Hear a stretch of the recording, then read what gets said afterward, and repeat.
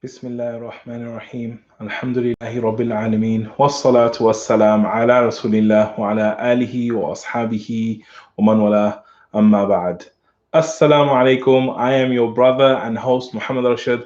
Welcome to the Muslim Mastery live stream. So, first of all, I just want to say Assalamu alaikum to Fate, who is here. So, my dear brothers and sisters, I'm really glad that you're here. I'm honored to have you here. Of all the millions and millions of things that you could have been doing, right now, you're here, right? You could have been doing so many other things, but you left all of that and you decided to be here live with me. So I just want to say, JazakAllahu khair, thank you so much for being here. It's very special. I always say that our life is nothing except a collection of moments, and it's time. So the fact that you've taken this moment to be here with me, that's very special. So I really appreciate it. I'm really pleased. We haven't done a live session with Muslim Mastery for a long time, right? So I'm really pleased to be here. So before I get into all of those kind of things, make sure you guys type in stuff into the live chat so that I know you're here. Even if it's just to say salam and just to say anything, like you can just put it in there, and inshallah we'll kind of get to it as well. So far I can see Zikzam is here, Fate is here. If there's anyone else, I can see lots of people joining as well. So please feel free to kind of wa alaikum salam wa rahmatullah. Muhammad Hasif, wa alaikum salam wa rahmatullah.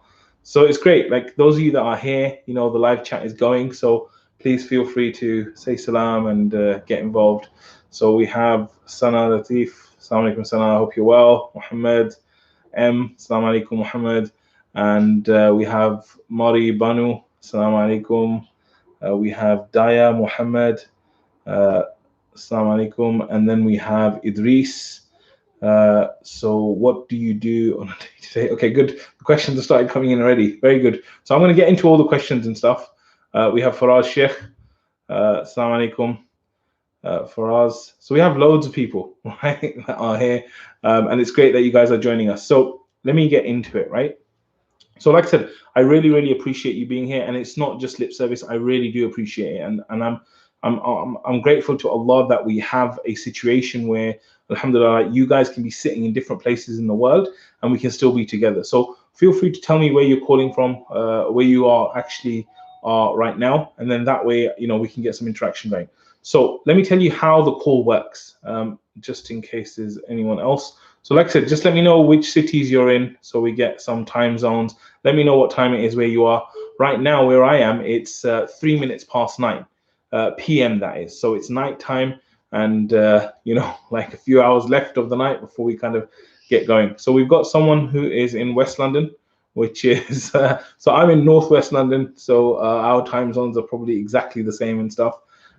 So we have someone else who's in London. Yeah, I guess this is the first time we've kind of chosen a time which is very good for the UK people, because previously we've kind of done a little bit earlier, like sometimes 6 o'clock. And what 6 o'clock means is that it's kind of like evening late time. So last time we had people from Azerbaijan and India, Pakistan, all these kind of places, and I think now those places are probably fast asleep. So we have a situation now. We've got the Londoners, the West Londoners, the Luton people, New York. Assalamu alaikum Sabina, wa alaikum salam. Yeah, so lots of different people. I know we've probably got Toronto as well there. So yeah, that's quite cool, alhamdulillah. So different people from different places. So let me just tell you how the call works. So you can ask me anything that you want, inshallah, anything that you want help on, anything that you need advice on, anything you wanted to ask about Muslim Mastery. Now, before we go any further, right, we have to do the beard showing ceremony, right? The beard showing ceremony. Does anyone know what the beard showing ceremony is? This is what the beard showing ceremony is, right? So right now, I want you to look. It's very difficult for you to see my beard because I have black on my beard, mostly black, right? So anyway, let's do the. Assalamu alaikum, Sana. You're from Chelmsford, Essex. So great to have you here as well. So let's do the beard showing ceremony. The beard showing ceremony is me showing you how long my beard is. So the way I'm going to do that is I'm actually going to show you the length of it like this.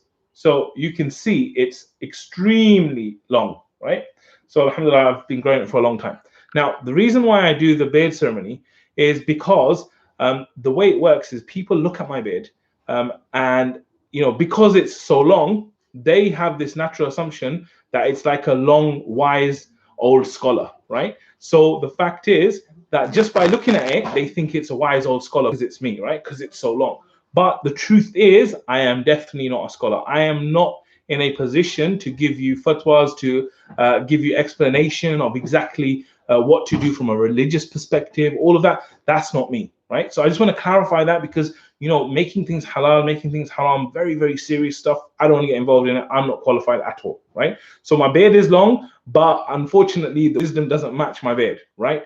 But Alhamdulillah, the thing that I'm very passionate about is human beings. And I really, really love helping human beings. I love helping them to develop themselves, to become better people, become better versions of themselves. So anything that you need to do with human beings, your own psychology, the kind of challenges that you're facing, all these kind of things, like I'm really, really happy to help. And some of the guys that are on the live call now, they know that Alhamdulillah, like I've been able to help in different areas of their lives. So if there's areas like that, then you guys can ask away, and I will try and inshallah do my best to help you guys with that. So bismillah, let's kind of begin and stuff, right? Just before we do that, let me just say salam to some more people. So Muhammad P is Indian. So you're saying you're Indian, which is fantastic, but are you in India? Because right now it's very late in India. So if you're in India right now, you're probably like praying tahajjud and stuff. So straight path is the way. Okay, so right, what I'm going to do, Assalamu alaikum, Rainbow World. So straight path is the way. Assalamu alaikum. And Muhammad P, how are you, brother? JazakAllahu khair. I am well. So there's lots of different questions here, right? So what I'm going to do is I'm going to scroll to the top, because we want to kind of we want to start from the top, right? Because there's different questions that are coming in, and if you just put your questions, I will inshallah try and get through all of them. If you're here right now and you put your question in now, the chances are that your question will get answered, and I will go into it and do it. But if you get shy and you kind of wait around and you think, oh, let me just wait and let's see what everyone else asked and let me see what they say, and then you ask maybe in like 20 minutes, at that point we might not have enough time to go through it. So if you have any questions, ask now. And also when I'm giving like ideas for this stuff, feel free to like pitch in and give that person ideas. Two heads are better than one. So maybe I'm giving some advice and you hear something and it triggers something in your mind, and you think maybe I could suggest, sister, you should also do this, because this will help you. So you can do that for other brothers and sisters, and inshallah, if you do that and you have the right intention, you'll get massive reward for helping that person as well. So let's renew our intentions and let's get started. Bismillah. So the first question I see here is, Snam, I get made fun of in school quite a lot, and it affects my mental health. Any tips, as I'm losing hope? Okay, so Faith, this is a very, very good question, right? Being at school today, I think, is a very, very difficult thing. Really, I think the challenges that you have at being at school today are next level, right? I'll give you an example. So this week I've been working from a library, right? I do that a lot because then it's quieter and it's easier to work from there. And what happens is, during the day at the library, I just carry on as normal. I'm working, right? Then about 3:40, 3:45, all these kids from school, they start coming in to the library, right? And then what happens is they start sitting around me, because by that time most of the people that are in the library, they're kind of gone. So I'm sitting there now, and I'm with like loads of school children, and I've got to say, it's fascinating. Like being there, it blew my mind, and probably not in a good way. The reason it blew my mind is just spending that time with children. And one thing I was quite interested to see is that a lot of the brothers and sisters, especially the Muslim children, they weren't really fazed by my appearance. Like in the old days, I was thinking that if I saw a guy who looked like me, like a long beard and like dressed in a thobe and stuff, I don't know if I would even sit on that table, because I'll be shy or whatever, right? But a lot of these people, they weren't like that. And so I was listening to the conversations that we were having. I was listening to the challenges that they're going through. I was listening to the mindsets. And I spent hours and hours around these kids in the last few times I've been to the library. And that's like within the last week or so. And I kind of deduce from that growing up today is a very, very tough thing. It's really, really tough. Like, growing up at that age is tough all the time. But being in today's age is different, right? We have a situation where our identity as Muslims is being really attacked, right? So it's not just that you've got the normal challenges of being at school, but you've got the normal challenges plus actually having this whole issue with Islam and being Muslim. And this is tough because really at school and in these years, this is when your identity is formed. This is when you start to become a person and an adult. And what I would say is that there's a lot of stuff around school, right? The first thing is that if it's actually bullying, because someone's making fun out of you and this and that, like if it's actual bullying and it's getting to a point where it's like really, really, really tough, I think you need to speak to someone that you know and you trust. Okay, that's the first thing I would say. Now, there's a range of different kind of people that you can speak to, but you have to speak to someone, right? Because like it's great that you've had the courage to come up over here and talk about it, and it's really, really brave of you to do that. But I do think that you need to talk to someone. And you know what? Usually, it's the hard part is just saying the first bit. I remember when I was kind of gonna get married and I was going to speak to my parents about it. It was like really, really tough. Like one of the hardest things to ever speak to your parents about, right? But like I just blurted it out. I just went out. And then once it was out, it was like it's done type of thing.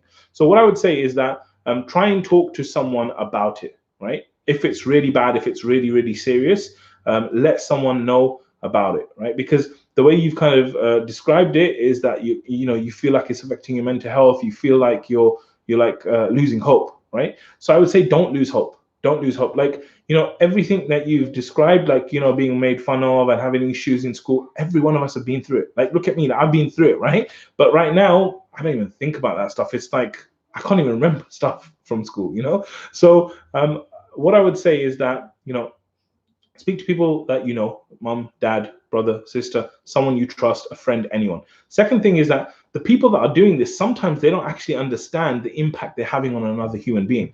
And really, like, you can't control their behavior so much, but you can control what you communicate to them, right? So rather than just being okay with it, you could actually discuss with them in particular that, look, the way you're making me feel is like this, okay? And it sounds silly, right?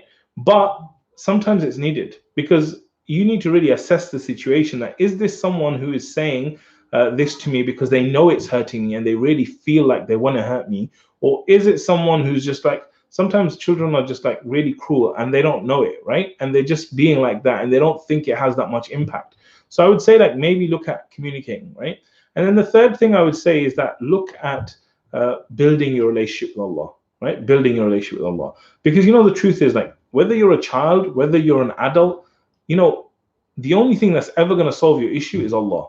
And I don't mean solve as in like suddenly everything will get better, but I'm saying giving that contentness to your heart, that connection to Allah, that's the only thing that will give you hope. That's the only thing that your heart's going to find some relief in, right? So I think that building that relationship with Allah, correcting yourself. I think the more you correct yourself as a human being, the better you feel. Right. So really you want to check yourself. I mean, if I don't know what age you are, but if you're at the age that as Muslims we consider you an adult, which is you've gone through puberty, then at that point, you really want to think about your obligations from Allah, like praying and obviously reading Quran, having that connection with Allah. And I would say like build that up. We're in a place where there's so much knowledge, alhamdulillah. You can go out on YouTube, you can get some great knowledge, you can get all kinds of information to inspire you about Islam. And just go out there. So just to recap, like I said, some of the things I would mention is that if it's extremely bad, then you need to talk to someone. And by the way, talking to someone, there's helplines out there for Muslims. There's a Muslim youth helpline that I used to be a counselor on. They're really, really good to speak to as well. I don't know if they're operating. And just talk to someone about it, right? Get some more advice, because from here, it's very difficult for me to get the full context from you, right? And then secondly, like I said, apart from that, like, you need to really like discuss with that person if it's doing that, and you need to let them know that it's having that impact on you. Thirdly, like I said, you need to build that relationship with Allah, and you need to like really make yourself stronger, right? And you need to remind yourself, like you need to kind of coach yourself as well. This is like the fourth bonus tip, that you need to coach yourself and say, you know what, like although I feel this way right now, like I'm not going to feel like this forever. Your feelings, your emotions, they come and they're very strong, but then they pass as well if you let them go, right? So I would say that you could do stuff like there's an app called Headspace for something practical. that does like meditation and things like that. So if you ever wanted to like get your mind relaxed in the morning, it might change your mood. There's things like Balance and Headspace. They're two apps that are really good for meditation to kind of clear your mind out, and hopefully that will make you feel like less stressed and less kind of affected by it. And then the last thing is, of course, maybe you should go see your doctor, because if it's truly mental health, then that's more than just seeking help from Allah. Maybe there's some real help that you need from a qualified doctor, and maybe that's the best thing for you to do, and Allah knows best. I hope and I pray that Allah makes it easy for you and that it goes really, really well, inshallah, for you. So that's great. So that's one question. Next question that I see in the list is, Idris, what do you do on a day-to-day? Okay, very interesting. So I also have I have so many different things I've done, alhamdulillah, over the last few years, especially as I've been in like the business side of things. I have a business called MuslimCEO.com. So Muslim CEO, my passion personally is all about growing human beings. It's all about leadership. It's all about making people better. But I also love growing businesses, growing products, growing organizations. A lot of my experiences, things like, I helped to build Al Maghrib in the UK. I helped to launch iEra, alhamdulillah, and all these kind of things that I've been able to do. It's in that kind of remit, and that's what Muslim CEO does. So if you want to check that out, it's MuslimCEO.com, and you can go check that out. And that's what I do with most of my day. The next one is, okay, so for us says, Salaam, lots of doubts in my head. What do I do if I have lots of doubts in my head? Okay, so this is a very, very good question. And I'm sure that this is something that everyone suffers with. Every one of us goes through it. I think as you develop more and as you kind of grow and as you get older, your doubts will change and some will disappear and you'll get new doubts and all kinds of things, right? So what we need to realize, first of all, is that doubts are a very normal thing. Okay, they're a very normal, natural thing. And in different areas of our lives, we're always going to kind of develop different doubts. The point of this, though, is for you to combat your doubts, right? One of the sources of doubts is actually shaitan, right? So what shaitan does, and this is kind of like even from a debating perspective, right? Like if you have someone who's absolutely certain on something and you want to affect them on it, what you do is you actually go to them and you start picking something which is an area which might be a slight doubt for them, right? And you start attacking the doubt. You attack the doubt, attack the doubt, attack the doubt, because that's the weakest point, right? So you need to realize that some of these doubts are actually from shaitan. And so the best fight for shaitan is actually to seek refuge in Allah. So obviously when you hear a doubt that comes to your mind, it's like you say, A'udhu billahi minash shaitanir rajim. And like, don't just say it, like know what it means. It's like, I am asking Allah for shelter and protection and help from Allah, from shaitan. I want help from Allah against shaitan. So have that in your mind. And once you make it like in English and you make it conscious that you're doing that, then Allah will help you, inshallah, right? So whenever that doubt comes up, do it. And then when the doubts come up, like you need to question the doubt. Sometimes if a doubt comes up, you need to play it. It's like something says, oh my God, don't do that. It's really scary. Maybe you need to say to yourself, why? Why am I scared of it? And it'll be like, oh, you're scared because of this. And it's like, okay, so imagine that's the case. What about that? And you play that doubt out. And then once you played it out and it gets to a point where you realize, actually doubt will start to really, really go down. Shaitan will go and find another doubt and it'll be like, let me bring that one because this one's not effective, right? So a lot of this is to do with the way you deal with doubts, the way you kind of think about them. Now, whenever anything happens, you can choose how you interpret that thing. You can choose to have something that's empowering or disempowering, right? So when a doubt comes into your mind, you can be like, oh my God, like, I mean, it'd be great if I can have a specific example, but let's say a doubt came in my head that, let's say I was going to do some speaking, right? Public speaking. And a doubt comes in my head saying, oh my God, like they're going to be judging your bald patch or they're going to be judging your white hair or something, right? So don't do it. Don't do it. Now, if I entertain that doubt, I will not be sitting here trying to help people, right? So what I need to do is I need to refocus and say, listen, you're being silly now. You're being ridiculous. The truth is that if someone's in a real problem and you can help them, they're not going to care that you've got white hair on your beard, right? They're not going to care about it at all. So you need to like really question that doubt and say, this is a ridiculous doubt. Do not have that doubt again, right? Because this is totally ridiculous. And the next time you have it, I won't even entertain it, right? And it's kind of like you're training your nafs that, look, you're allowed to behave like this and you're not allowed to behave like that. And I think doubts is one of those things that, really, really can get you.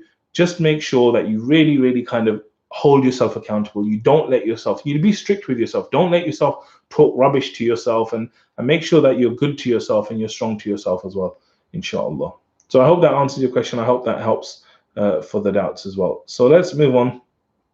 What other questions do we have? Oh my God. Okay, subhanAllah, there's so many here. Okay, so let me just kind of go through some of the other people that might have joined and stuff, just to kind of make sure that we've got people here. So, Assalamu alaikum, Shahid, Assalamu alaikum, Hilu. Okay, that's quite interesting name. Assalamu alaikum, Razin Zaman Rahman. Assalamu alaikum.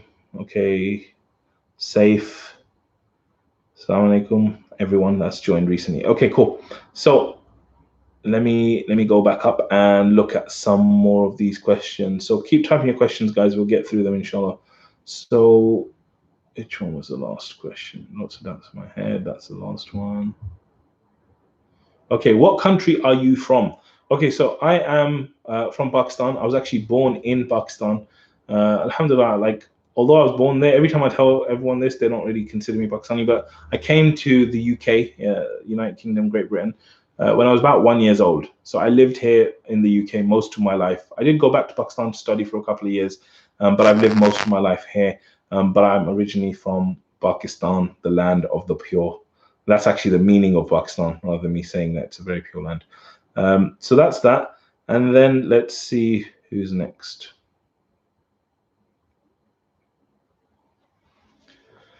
Okay, so Sister Sana says, I get anxious very easily and people notice.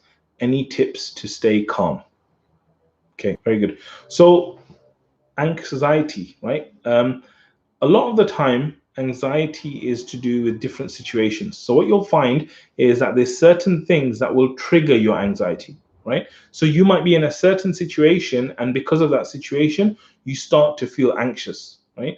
And so what you need to think about is, why are you feeling anxious? Like, you need to start to decode your behavior. And guys, you know, this is like a bit of a tip for you guys generally as well, that if you're facing issues in your life, like, try and decode them yourself a little bit. Like, you have an amazing mind. Like, I really believe that even if you're like a child who's very young, or if you're an adult who's like very old, I think your mind is amazing. And I think Allah has given us, like, let me get this right, unimaginable potential, right?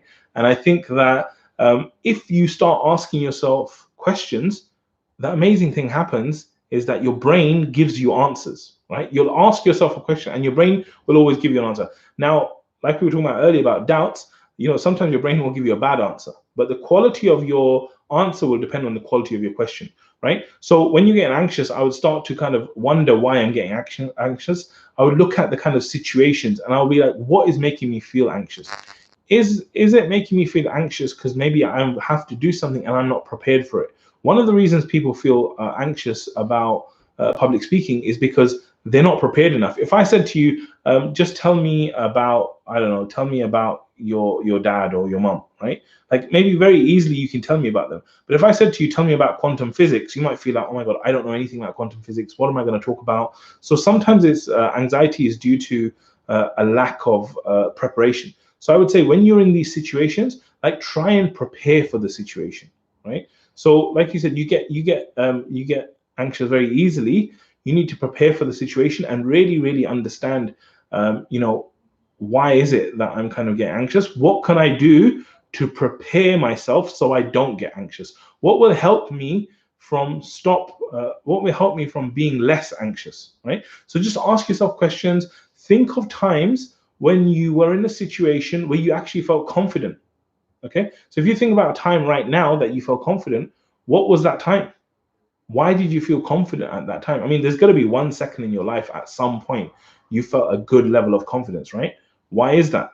What was it about that situation that made you feel confident, made you feel like, yeah, like, I feel confident, right? What belief were you holding at that time? What belief do I need to take and then put into other situations, right? Then the other thing I would say is that, you know, you said people notice as well. You know, sometimes I would even ask the people, like, what do you mean? Like, they're saying, oh, you look anxious. Okay, why do you think I look anxious? Like, actually play it out and find out what they're talking about, right? But generally, like, I'd say, stay calm by actually, like, preparing for it. I would say stay calm by, telling yourself it's okay. There's this book called Feel the Fear and Do It Anyway, right? Which is all about fear and stuff. And the interesting thing in that book is that they have this phrase that they're like, anytime you feel fear, like say this phrase, right? Just say this phrase to yourself, okay? So let's kind of pause here.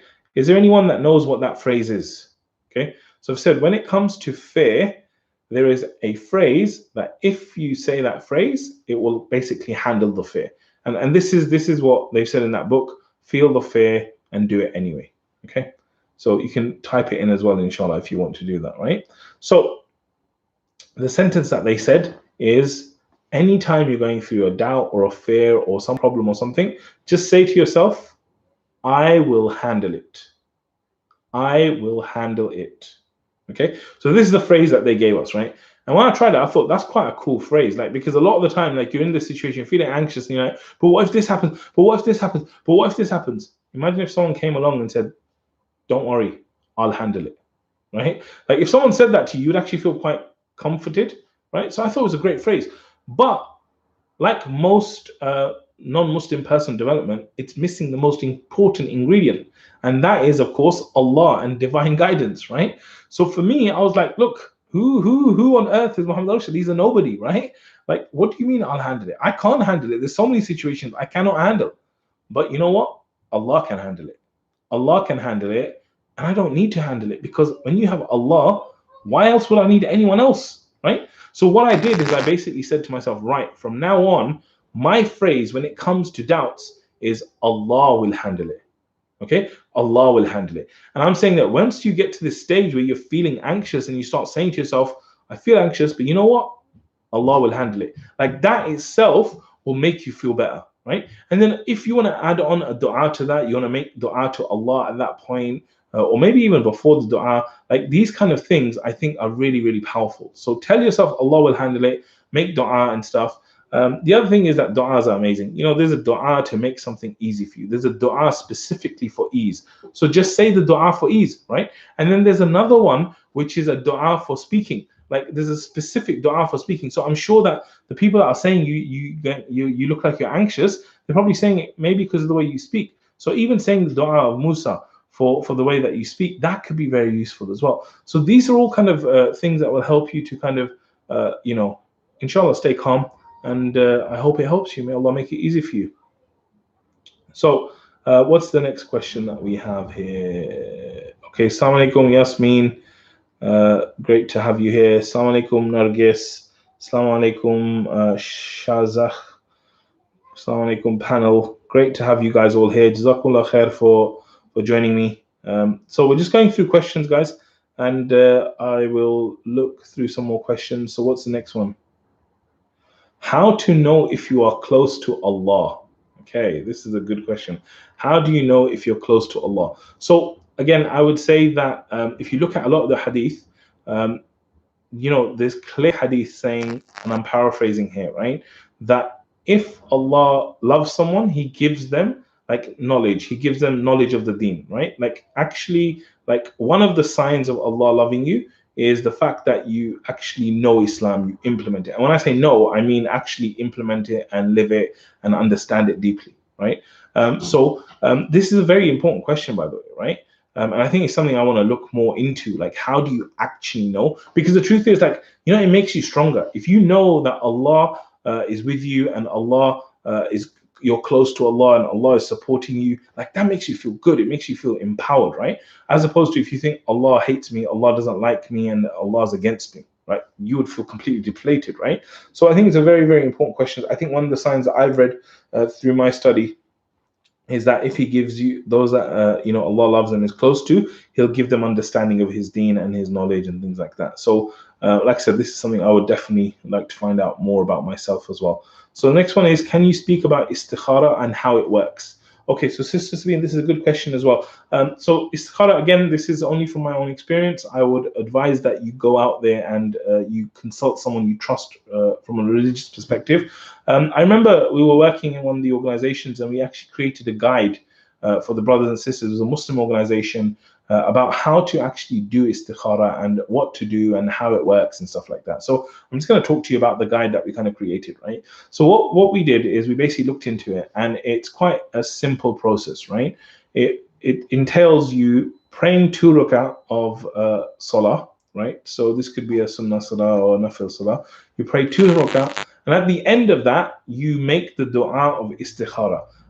If you go online, istikhara.com or make dua or something like that, I don't know those websites, but I'm just saying that if you go on and search there, you'll find the dua for istikhara. And within that dua, there's actually a place where you've got to stop. So you read the dua. The way I do it is I would read the dua in Arabic, and when I read it, at some point you'll see like a little dash, and at that point you say the thing you are making a decision for.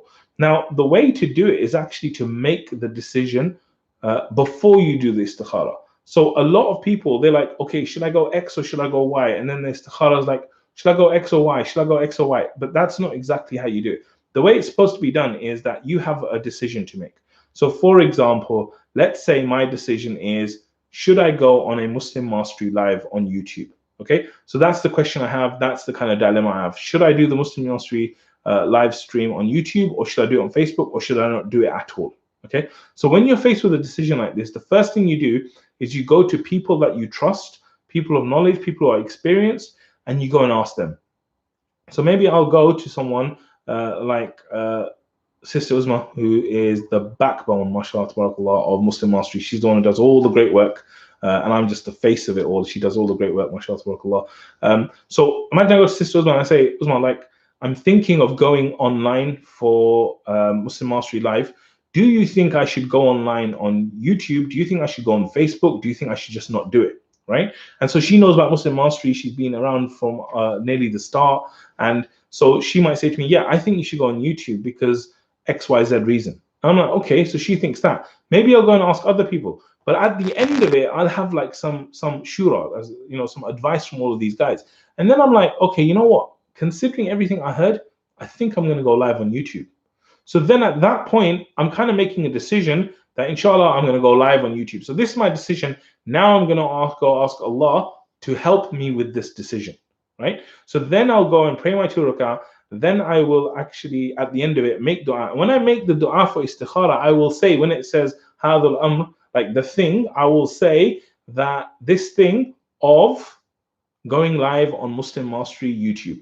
Right? So I will say the specific decision I've made, because in the dua it says, like, if you know this decision, so it's the decision I've made, is good for me, then make it happen or bring it close to me. And if it's not good, then distance it from me and take it away from me. Right? So it's based on actually making a decision at the time that you're then asking Allah for help. So you make the decision, you ask Allah, if it's something good for my life, my akhirah, then make it easy, make it happen.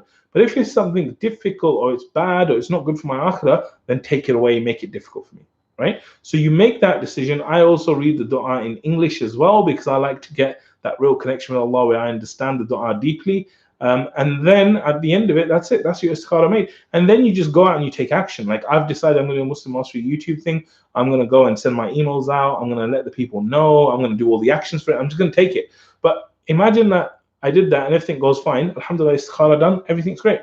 But what happens if I do that and suddenly my electricity goes, or the studio doesn't work, right? The YouTube studio doesn't work. What about then? Well, then in a way, Allah's kind of distancing me from it. It's not being possible for me to happen, right?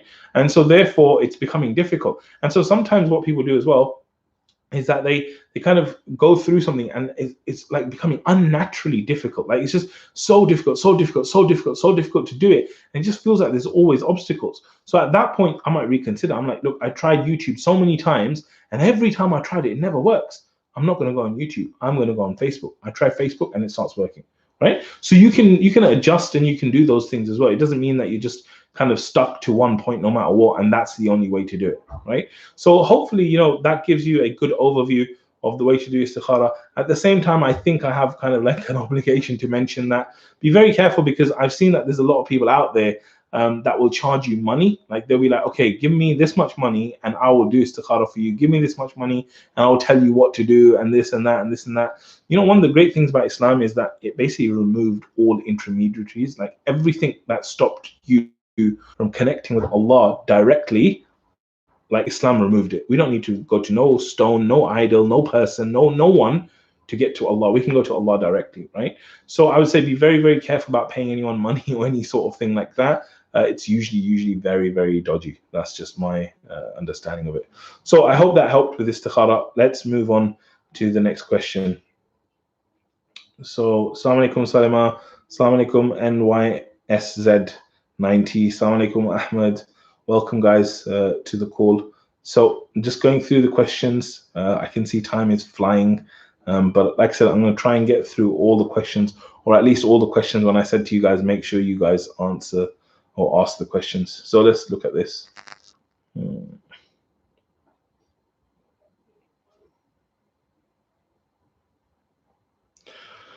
Okay, so Sister Hafsa says, I'm unable to gain my interest back. I pray, but still can't get my interest back. Okay, so when it comes to interest, I'm not sure if you're talking about praying, like your actual interest in praying, like, you know, feeling like you have to pray, feeling like you want to pray, or feeling like good about your prayer, right? So I'm just going to give you some general advice about that, because I'm not totally sure what the question means. And of course, you can ask it again if you feel that I haven't answered it correctly. So when it comes to salah, the first thing I would say is that you need to know that salah is something that's compulsory upon you, right? It's fard upon you. If you're an adult that's gone through puberty, then salah is completely compulsory upon you. Now, the reason I'm saying that is because I want you to understand something. Like, I don't really like bash like it's compulsory, you have to do it. The reason I want you to understand that is because alongside salah being compulsory, I want you to understand another statement of Allah, which is that Allah does not burden a soul with more than what it can handle. Okay, so you've got Allah saying, listen, I'm not going to make you do more than what you can handle as a soul, right? And at the same time, Allah saying, you've got to pray. Okay, now let me ask you a question. When it comes to zakat, right? If I don't have enough money, do I need to pay zakat? The answer is no. If you don't have enough money, you don't need to pay zakat. Okay, what about Hajj? Like, if I don't have the money for Hajj, do I need to go to Hajj? No, you don't need to go to Hajj. Okay, what about fasting? If I'm not well enough to go and fast, do I need to fast? No, I don't. So we're saying, like, out of the 5 pillars, like, take zakah out, take Hajj out, right? Take fasting out. You're left with 2, which is a shahada, which is like, obviously you say that and you believe that. Only thing you're left with is salah. Okay, so all these things, like, if you're not well, if you don't have money, no problem. What about salah? What if I don't feel good? If I'm ill, you still got to pray. What if I'm in a difficult situation? You still got to pray. What if I got an exam? You still got to pray. What if I'm operating on someone? You still got to pray. Like, there is no excuse to miss salah at all. No excuse for it, right? And so this is something I want you to understand, because once you understand this, you start to realize the gravity of salah. Like, why would Allah make this thing compulsory upon every single human being ever created? Why would Allah make it compulsory on them, right? Allah doesn't need your prayer. Allah doesn't need my prayer. It's not like Allah earns anything from it. So who is it for? The truth is that the salah, the prayer, is for our benefit. It doesn't benefit Allah in that way, right? It benefits us. Like, if Allah said, right, you don't need to pray for the whole of your life. Allah says, right, no prayer. Don't worry, you don't need to pray. You're going to go Jannah anyway. Like, who do you think it would affect in their life? Like, it would affect us, right? The harm would be from us, that we never get to connect with Allah. And you know, the reason why it's so important is because salah is your communication with Allah, right? And the quality of your relationship is defined by the quality of your communication. So imagine I said to you right now, if I said to you, me and my dad, we never ever talk. I never speak to him, or I refuse to speak to him. Like, how would you describe that relationship? You probably say it's terrible, right? What if I said to you, I speak to my dad every single day, no matter what? How do you describe that relationship? Maybe you say it's a good relationship, right? So think about that now. What about you? Like, how do you talk to Allah? Like, you're saying to me that, you know, I don't talk to Allah at all. Well, maybe that relationship with Allah is not so great. But what if you actually listened and you prayed 5 times a day? Like, how would your relationship with Allah be much better? What if you prayed and you communicated in a really great way with khushu and all this stuff? What would it mean? It would be even better, right? So what I would say is that firstly, it's about the mindset of salah. Like, it's about understanding what is salah, what does it mean, and then realizing that it's only a benefit for us. Do not see it as an obligation, even though you should do it like an obligation, like you do it literally religiously, no matter what, you always do it, right? Even if there's nowhere to pray, you find a place and you pray, right? So do it like that, but remember that it's a obligation to benefit you, to benefit your heart, to benefit your akhirah. So the salah is nothing but total benefit for you, right? And this is the place to go and like dump your problems, literally, like just drop all your problems in the sujood, give them to Allah and let Allah handle it, right? So I would say that definitely do that. Also, you can watch motivational videos, right? Obviously, Muslim Mastery has some. There's also other channels out there. Go and learn about salah, like what are the blessings of salah, what's the benefits of salah, the way it kind of purifies you and stuff. And yeah, just go and find as much information and fill your mind. As you know, if you keep filling your mind with something, like you start to like it eventually. So if you keep filling your mind about great things about salah, you know, you're going to start thinking differently about salah. When you start thinking differently about it, you'll find that you actually, you know, your actions change. The way you do the salah will change as well. So it's a progressive kind of thing. You have to do it over time. So you know, just keep at it. Whatever you do, do not leave the prayer. Whatever you do, do not leave the prayer. No one will lose except you, and you know, it will just destroy you. So just keep with the prayer, even if it doesn't feel great, even if it doesn't feel right. Stick with it till it does. There's no option, right? You just got to do it. You know, it kind of reminds me of like walking. Okay, imagine being a child and you start walking and then you fall over, and then you're like, okay, I fell from walking, so I will never ever walk again. Right? You know, imagine if babies everywhere started saying that. Because I fell from walking today, I'm not gonna do it again. Or someone says, a baby says, I don't like walking. Like I've walked 2-3 times in my life. I don't like it. I'm never gonna walk in my life. We would say it's ridiculous, right? So it's the same with salah. You have to do it like walking. You just continue to practice until you do it naturally, right? And just keep going. And inshallah, this is one of the areas that Muslim Mastery wants to help with. We really want to produce some stuff on salah and all this stuff. So I hope that helps. And inshallah, may Allah make it easy for you and make it a real part of you. So next question, how do you improve your self-esteem, like the feeling of ugliness or shyness or public speaking? Okay, so this is an area that I've done a lot of work on because Alhamdulillah, I've been very, very honored to be able to help a lot of the du'at. The du'at are the callers of Islam. They are people who go out. You might have seen them in Hyde Park and on stage and all these kind of things. These are the people that go out and speak to crowds, speak when it's difficult, speak in situations which are really, really difficult, right? So I've been very, very lucky, Alhamdulillah, that I've been able to help them and kind of, you know, coach them through it and speak to them about it and stuff. What I would say is I really believe the secret to this is actually having this mindset of service, having this mindset of giving and helping others. I think if you have the mindset of service and helping and giving to others, I think it makes public speaking, self-esteem, all of these things, shyness, I think it makes it very, very easy.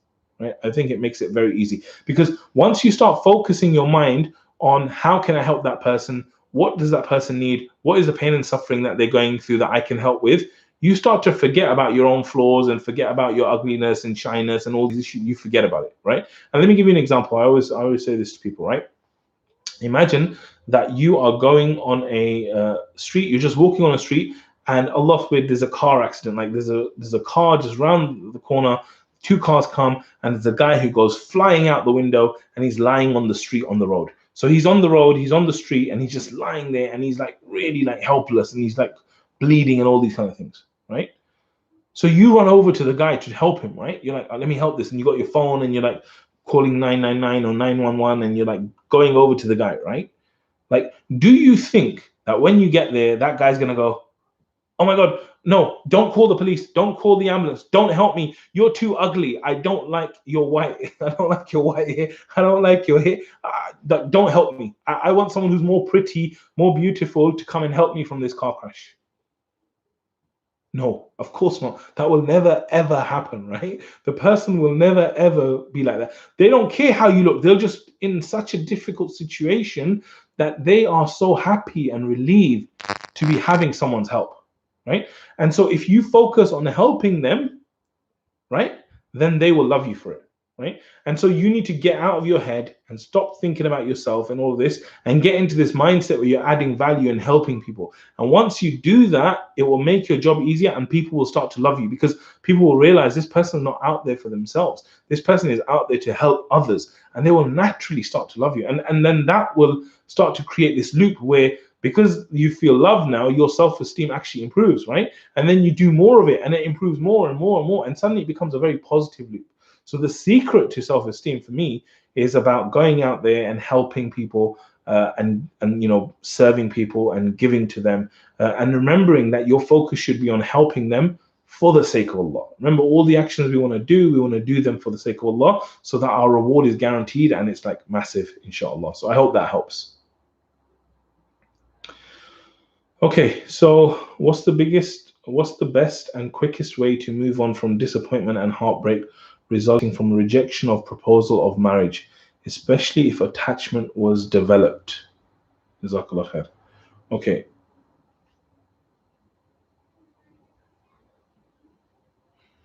Okay, so this question is basically talking about heartbreak, right? Like if something happens because of a marriage proposal, it didn't go through or whatever, how do you kind of move on from this, especially when you're attached? So I've spoken to different people who have gone through this.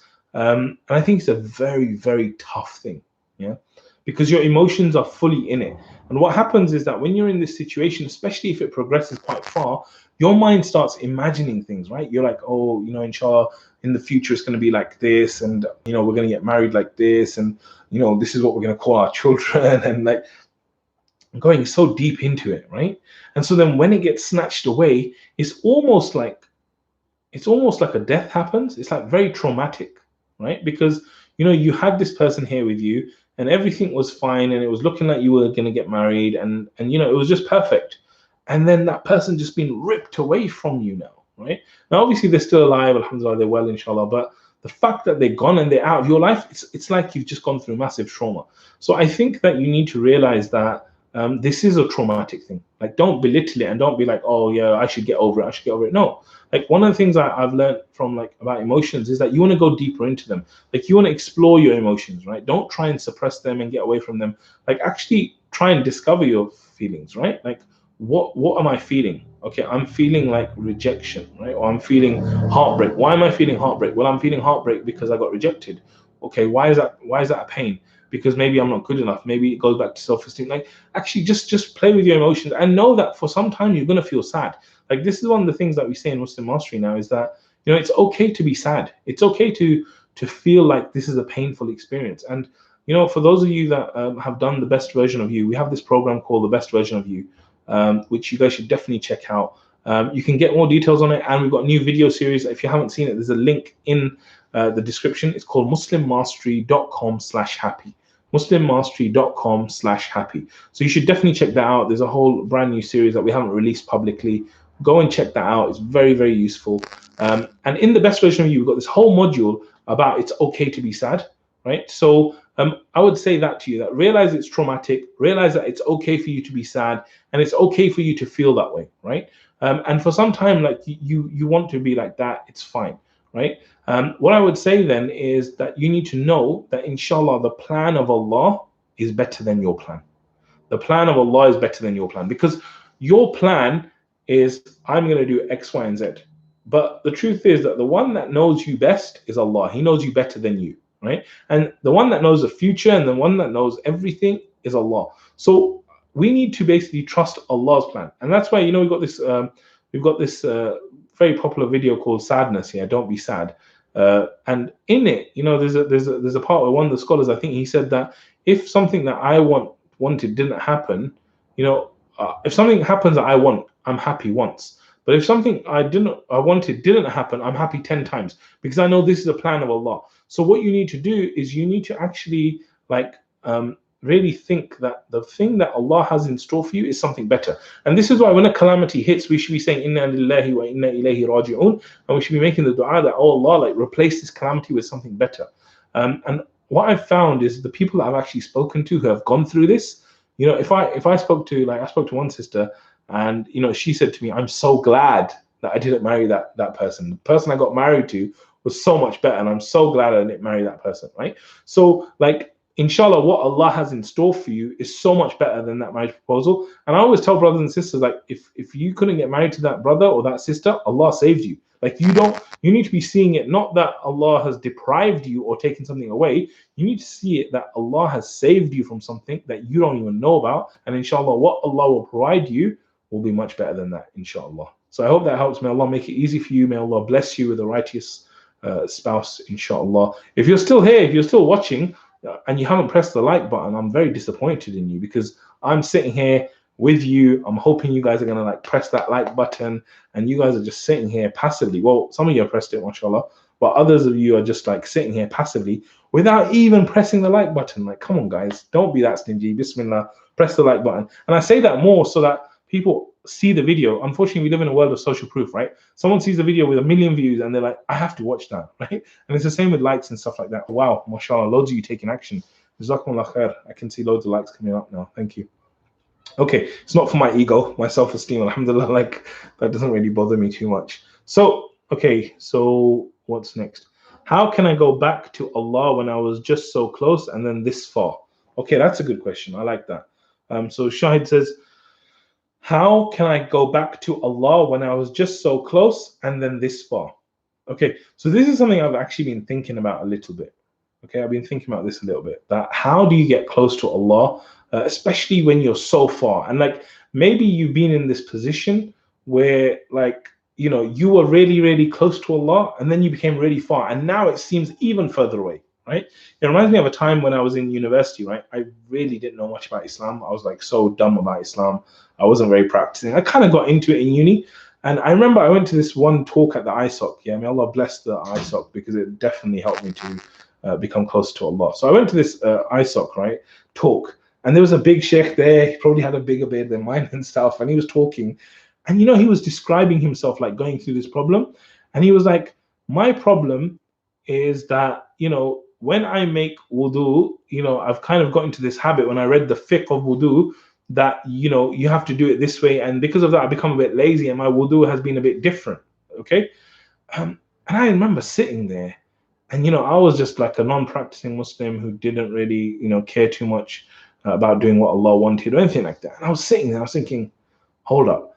This guy is saying his biggest problem is that when he does wudu, it's not, you know, not completely right. It's still legal, it's still wudu and it's fine, but it's not exactly according to the sunnah or whatever. And I'm like, what? I would love to be in this guy's position where like the main problem you have is wudu. I've got all these other issues that I'm fighting with to actually become close to Allah, and he's talking about this, right? And then I remember many years later when I actually started looking into the fiqh of wudu, I actually went through a similar thing, and I was like, Alhamdulillah, I'm so happy that I'm at this stage. But even at that stage, I felt like I'm so far, but I was so happy that I got to that stage. And so then to get to that stage and then fall away after that, it's massive, right? So I think it's really, really a tough thing. First thing is, right, with this, the fact that you're asking, how can I get back to Allah, is amazing. This is a blessing. Like, this means you are close to Allah. Like, I'm telling you, in some form, you are close to Allah. I don't know the distance, but you're definitely close to Allah because you are saying, how can I get back to Allah? Most people who are far from Allah, they won't ask that question. This is the sad thing about it. Allah puts a seal on their hearts because of the things that they did, and they don't even ask that question. They only remember Allah when they're like, you know, about to die or something happens. So for you to ask that question, I think it's amazing, because it shows that you actually care about being close to Allah. So this is an amazing thing. So that's the first thing. The fact that you're saying that means that you care about being close to Allah. This is a thing full of iman, and it's amazing for you to do, right? Now, generally, what I would say is that we know the things that bring you close to Allah. Anything that the Prophet ﷺ did will bring you closer to Allah, because he is our role model for guidance, for becoming better human beings, for becoming closer to Allah. So when it comes to doing all the kind of things that Allah did, like this hadith Qudsi that will say to you that the ways they get closer is by doing the obligatory acts of worship, like dua, like doing salah and all the faraid, like Ramadan and all this kind of stuff. And then as you do more, like you do sunnah and you do know get close to Allah, you get close to Allah, right? So these kind of things, I would say, like, look to do things that will build habits, right? What are habits? to remember that when you're not dealing with a human being. Sometimes this is how human beings work. Once, so I'm going to give you water once, and others are going to be like, no, I'm not going to give him water. Or someone's going to be like, okay, I'll give you 2 bottles of water. Allah is not like that. Allah is like the most merciful. So even if you took one action with the intention that, I'm doing this one action only to get close to Allah. Like, there's no intention I have whatsoever to doing this action except that I hope it will bring me slightly closer to Allah. You going to Allah like that, Allah, like if you walk to Allah, Allah will run to you, right? So what I would say is that, is there something that you could do every single day that will please Allah, right? And it doesn't need to be something huge. It doesn't need to be something big, right? I remember I read this post on Islam QA. I think it's islamqa.info in English or something, right? And in there, it's called the value of 1 minute. It's called the value of 1 minute. And what it does in that video, in that whole section, what was it? It was an article. In that article, it highlights all the things you could do in 1 minute. So in 1 minute, you could say Surah Fatiha 4 times. In 1 minute, maybe you could say Surah Ikhlas 10 times. And it tells you all the kind of things you could do in just 1 minute. Okay? And what I would advise is that you take that 1 minute and you say, you know what? From now on, I'm going to do 1 minute of worshiping Allah. Just 1 minute. And my total reason for doing it is that I want to get close to Allah. I want to show Allah that I love Him and just do that one thing. And I promise you, if you do that thing sincerely, it will impact your life. It will definitely impact your life, right? So, and it doesn't have to be 1 minute. It could be 2 minutes, 3 minutes, whatever. But pick something that you do every single day, because the deeds loved by Allah most are the consistent ones, and do it with that intention and do it fully focused. If it's 1 minute, like if you're going to do it, like stop everything and focus and say it and feed it and do it for Allah, right? And if you do that, I promise you that will help you to get closer to Allah. And you need to realize that the journey of getting close to Allah is a journey. It's not a one stop. Okay, I'm here, I'm pious now, thank you very much, bring on Jannah, I'm done. No, it's not like that, right? It's a journey of ups and downs. This is how life is. This is why Allah programmed into our salah, ihdina siratal mustaqim. Like continuously, like 17 times. Like someone would say to me, like maybe like a non-Muslim would say, like, you guys think you're guided, right? Islam's the guided religion. Yeah. So why do you ask for guidance 17 times a day? Why? Because we keep going off track. Like we keep getting far away from Allah. We get pulled here and there. So the difference between a good Muslim and a bad Muslim, I would say, is that it's not that they don't sin. It's just that the good Muslim repents to Allah, does the obligatory things, and is constantly like turning back to Allah when they make mistakes. So I hope that helps you to get closer to Allah. May Allah bless you and make it easy for you. I mean, okay, so you guys are still here, man. Like I'm kind of waiting that you guys are gonna disappear and then I'll just kind of lock off. It's been like an hour, mashallah, and you guys have still got the questions going. So there's so many different people that have kind of come here and come on the thing. So I just wanted to say Assalamu alaikum to a few more people. So yes, so there's lots of people that are asking me like Islamophobic type of questions, right? So there's people here who are probably not Muslim and they're like making comments which are anti-Muslim, Islamophobic and stuff. That's okay. Like if you feel that way about Islam, you think that I'm a terrorist or I'm evil, it's okay for you to think like that. The only thing I would say is that just make sure that when you make decisions, you make them rationally and not emotionally, right? Because a lot of the times, like, there's things that happen in our lives, they affect the way that we make decisions. So like if you've actually taken the effort to come onto a live call which is full of Muslims, and there's someone like myself who is a Muslim, and we're talking about these concepts, like, first of all, make sure you listen to what I'm saying. And you can interpret it how you want, and you probably will, right? But listen to what I'm saying. Like, what I'm saying, is there anything wrong with it, right? Is there anything that you hear and you think, oh my God, that's just completely evil, that's completely wrong? And then also I would say, like, look into the Quran, look into Islam, and actually see what it's about. Like, even if it's just to dismiss it, but actually take a look at it and be an objective person. Because what I found is even the non-Muslims, I have family which is non-Muslim, like, I don't consider them to be so different from us as human beings. They're still human beings, right? So a fair human being is a fair human being, whether they're Muslim or they're not Muslim. The justice is justice, right? So what I'm saying is that if you're gonna take the time to be here, at least take the time to look into Islam, like really honestly, and be like, look, is it all about bombs? Like think about it. A quarter of the population of the whole world, 1 in 4 people is Muslim. If these guys were really on killing everyone and being terrible, right? Like, what would actually happen in the world? Like, would it be as it is now, or would it be like a lot worse? So I'm just saying that I don't mind if you make these comments. This is everything you do is gonna be a evidence for you. It's gonna be a good deed for you or a bad deed for you. So you can make all these comments about Muslims this and do I have that? Do I have that? It's okay. I'm like very comfortable with it. But I really, even though you're saying that, I still wish for you to be successful. I wish for you to be successful in this world, with your money, with your family, with everything. And I hope that you're successful in the next world as well. I want you to experience Islam totally, right? Not just for myself, but for yourself, you know. So I hope anyone who's on here who's not Muslim would check it out. You can go to things like onereason.org, I think it is. It'll give you information about Islam and stuff, and just check it out. You know, what I always say to clients when I'm coaching them is be coachable. And they're like, okay, what does coachable mean? I tell you what, this is what coachable means, especially for the non-Muslims who are on the call as well, right? Is coachable is like, what do you do when you go to a shopping center or a mall and you go to a clothes place that you like to shop at and you see a jacket on the rack that you like?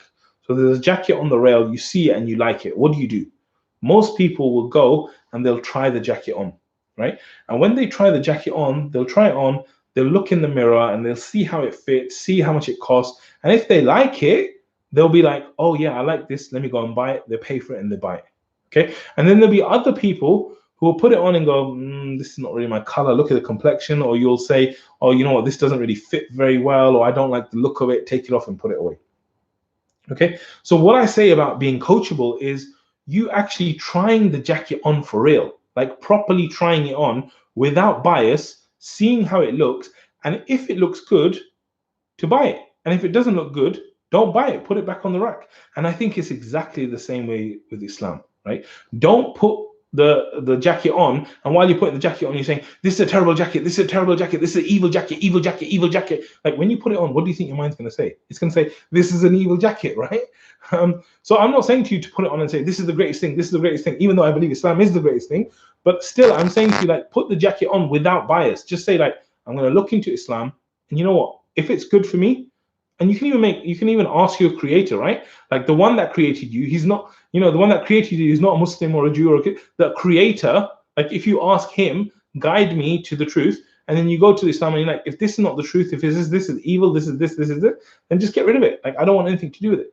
But actually look at it rationally. Like, why is it that Islam is out there? Why is it that people love Islam, even though the PR of Islam is terrible? Even though, like, you know, Muslims are seen like this, why is it people stick to their faith? Why is it that Muslims all over the world are so passionate about Prophet Muhammad ﷺ and all these kind of things, right? So anyway, that's just for those people that are putting all these comments in here about like different things. Guys, you know what? There are so many questions here that we are going to get to the point where it's going to become very, very difficult. So let me try and go back and answer some of the other questions that are still waiting. If you guys have been here from the start, wow, mashallah, BarakAllahu. It's great. I love the focus. I love the fact that you guys are still here. It's amazing. I think that Muslim Mastery is very famous for doing very short videos, right? But honestly, I believe that depth brings a whole nother level of results. And so I think it's very important to get into the deeper content.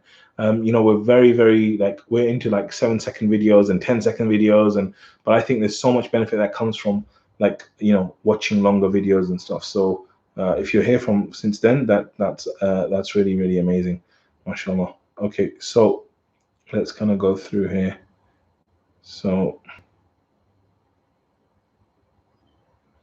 okay, so we talked about spirituality for Allah. Okay, so someone said, please do dua for me. Okay, so I don't even know how to say your name because the way you spelt it in your profile is very difficult, but may Allah accept your du'as, may Allah make it easy for you, may Allah bless you and make you successful in this world and the next. I mean, and yeah, just you make dua. Your dua is probably, you know, much more stronger than mine and stuff. So the next one is how to, okay, so we're talking about addictions, we're talking about, I think again, like I said, we live in a very, very difficult time. It's very, very easy to access haram, and it's very, very tough, you know, to try and keep yourself away from haram, whether it's women, whether it's anything else, right? One of the things I would say is that a lot of the addictions are to do with stimulus. It's to do with what triggers you behaving a certain way. Because remember, addictions are basically to do with you repeating behavior because you feel like there's some sort of reward for it. So what I found with any addiction, if you want to get over it, one of the best things is to actually replace it with something. Replace it with something, right? And I give this example a lot of the times. I think I talk about, like, if I talk about something like music, right? Which I think a lot of people are kind of affected by and they're addicted to and stuff. For me personally, when I started practicing, I said to myself, I don't want to listen to music anymore, right? And I remember, like, I used to be so like passionate about it that I said to myself, you know what? I will give up everything that I need to give up to be a good Muslim, to be close to Allah. But music, I don't think I can do that, right? And we do this sometimes. We put limiting beliefs on ourselves. We're like, yeah, I don't think I can do that, right? And that's what I thought. I thought, I don't think I can do it. How am I ever going to do that, right? And it might feel the same for you. You might have other addictions where you feel like, how am I ever going to stop this? What I found is that one of the tricks is to actually start doing more good deeds. I found when I went to practice Islam more, I just started doing more good deeds. Like, I was still doing the bad things I was doing, but I was like, just keep doing a little bit more and try and tip that scale, because we know Allah says there's going to be a scale on the day of judgment where all of your good deeds and all your bad deeds are going to be brought, and it's going to be weighed, right? So, like, I can't really reduce the bad deeds because I'm struggling to. But what about the good deeds? I can increase that, right? I can read more Quran. I can do more dhikr. I can like do something that will make me do more good. And what I found is that as I did more good, the bad things started to fall away, right? And same with music. What I did is I basically replaced it. I said, right, you know what? Instead of listening to music today, I'm going to listen to Quran. I'm going to listen to an Islamic lecture. I'm going to listen to an audiobook, right? And I started replacing that behavior with that until before I knew it, it had like disappeared, alhamdulillah, right? And I'm so glad it did, because I'm not talking about music itself particularly, but the person I am now, I would not be, I don't think, even half the person in terms of my knowledge, in terms of my experience and all this stuff, if I hadn't gone through those audiobooks, I hadn't gone through those Islamic lectures, I hadn't listened to that Quran. Even like Quran memorization became easy for me because I replaced music with Quran. And so I started memorizing just by listening, right? And so for me, I would say, like, you know, it's really important. It doesn't matter what the addiction is, right? The most important thing is that you do more good deeds, right? You replace that behavior with something else, and you realize what triggers that behavior, right? What is it that triggers that behavior? And then you work on the trigger. Because once you get into the emotion of wanting to do something, it's like an elephant. They say the emotion is like an elephant. It's so powerful, it just drags you, even if you don't want to go that way, right? So what you need to do is you need to actually really think about what gets me to that situation and what kind of environment leads me to that. How can I avoid that environment? So let's say that someone is someone who does social smoking, right? Whenever they go into an environment where there's all smokers there, they feel like they smoke and they feel like they have to. Well, if you didn't get into that trigger, then you wouldn't smoke, right? So some of this is like about engineering it and stuff. And I think that a lot of it is, like I said, boosting your iman, really looking at things. Like, there's actually steps out there to do with addiction. There's help you can get with different areas. So check some of those out as well, inshallah. May Allah make it easy for you. I pray that Allah replaces the addiction with something much, much better for you, and gives you success in this world and the next. I mean, okay.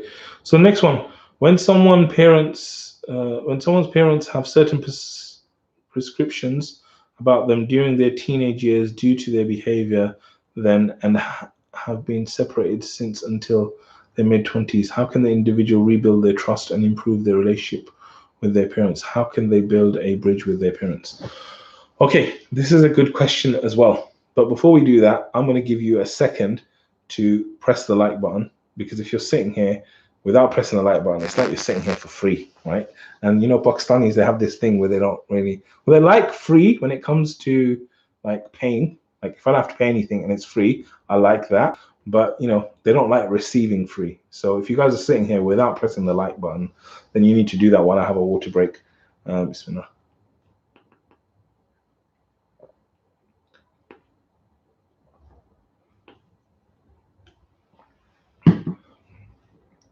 Okay.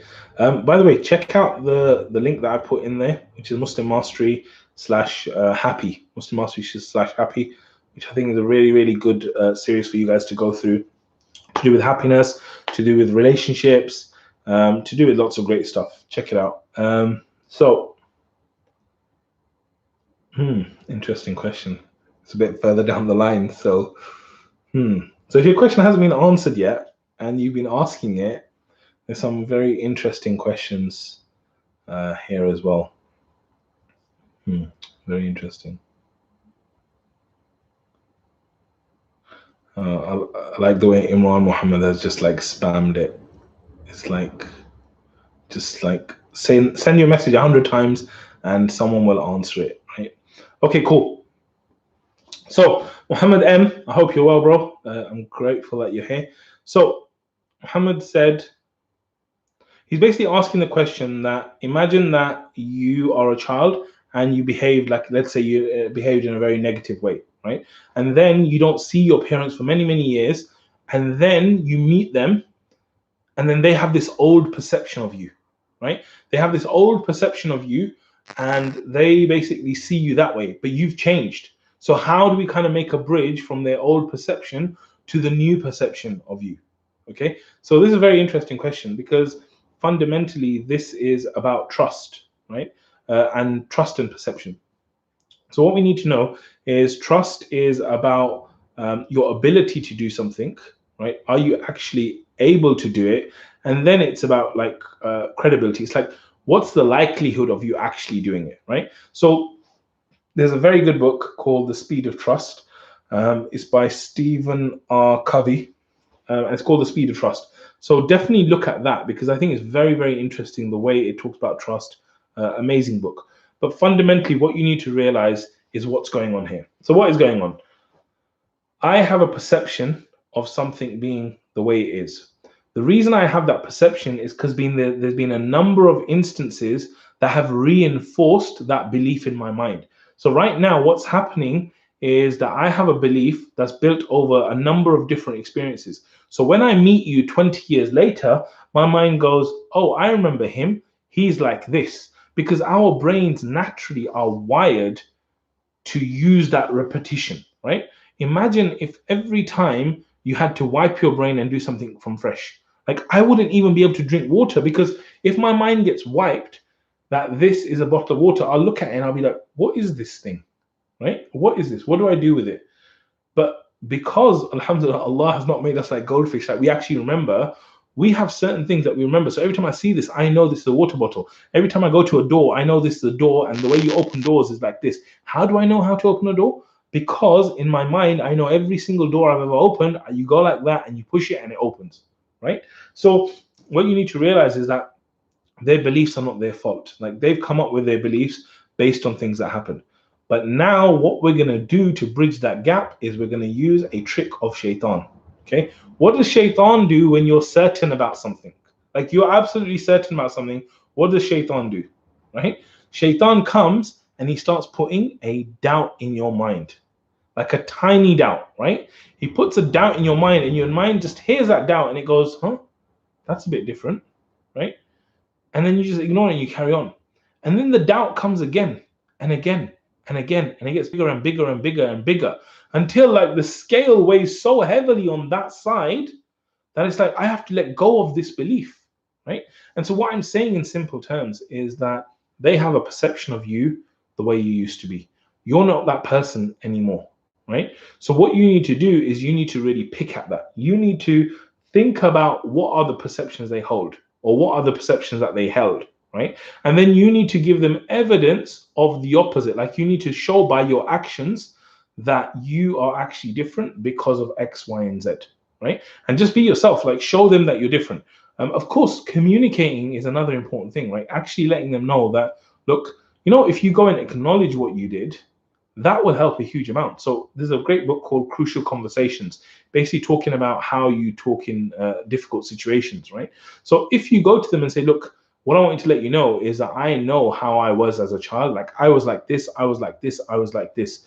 But I want you to know that that's not me anymore. And I know it's hard for you to actually even imagine that not being me because it was so enforced and say this. But hopefully what you'll find is that as we kind of develop this relationship further, you'll see I'm not like that. And at that point, you can even give them references. You can say, look, you know, for example, like I used to be like this, but now I do this. I used to be like this, and now I do this. But anyway, I'm not saying it to convince you, but I just want you to know that things are different. I want you to keep an eye out for how it's different. So in a way, you're kind of pre-framing them. And so then when you go and do that stuff, you'll find that they will actually be like, oh yeah, he said he was different, and now he showed me he's different.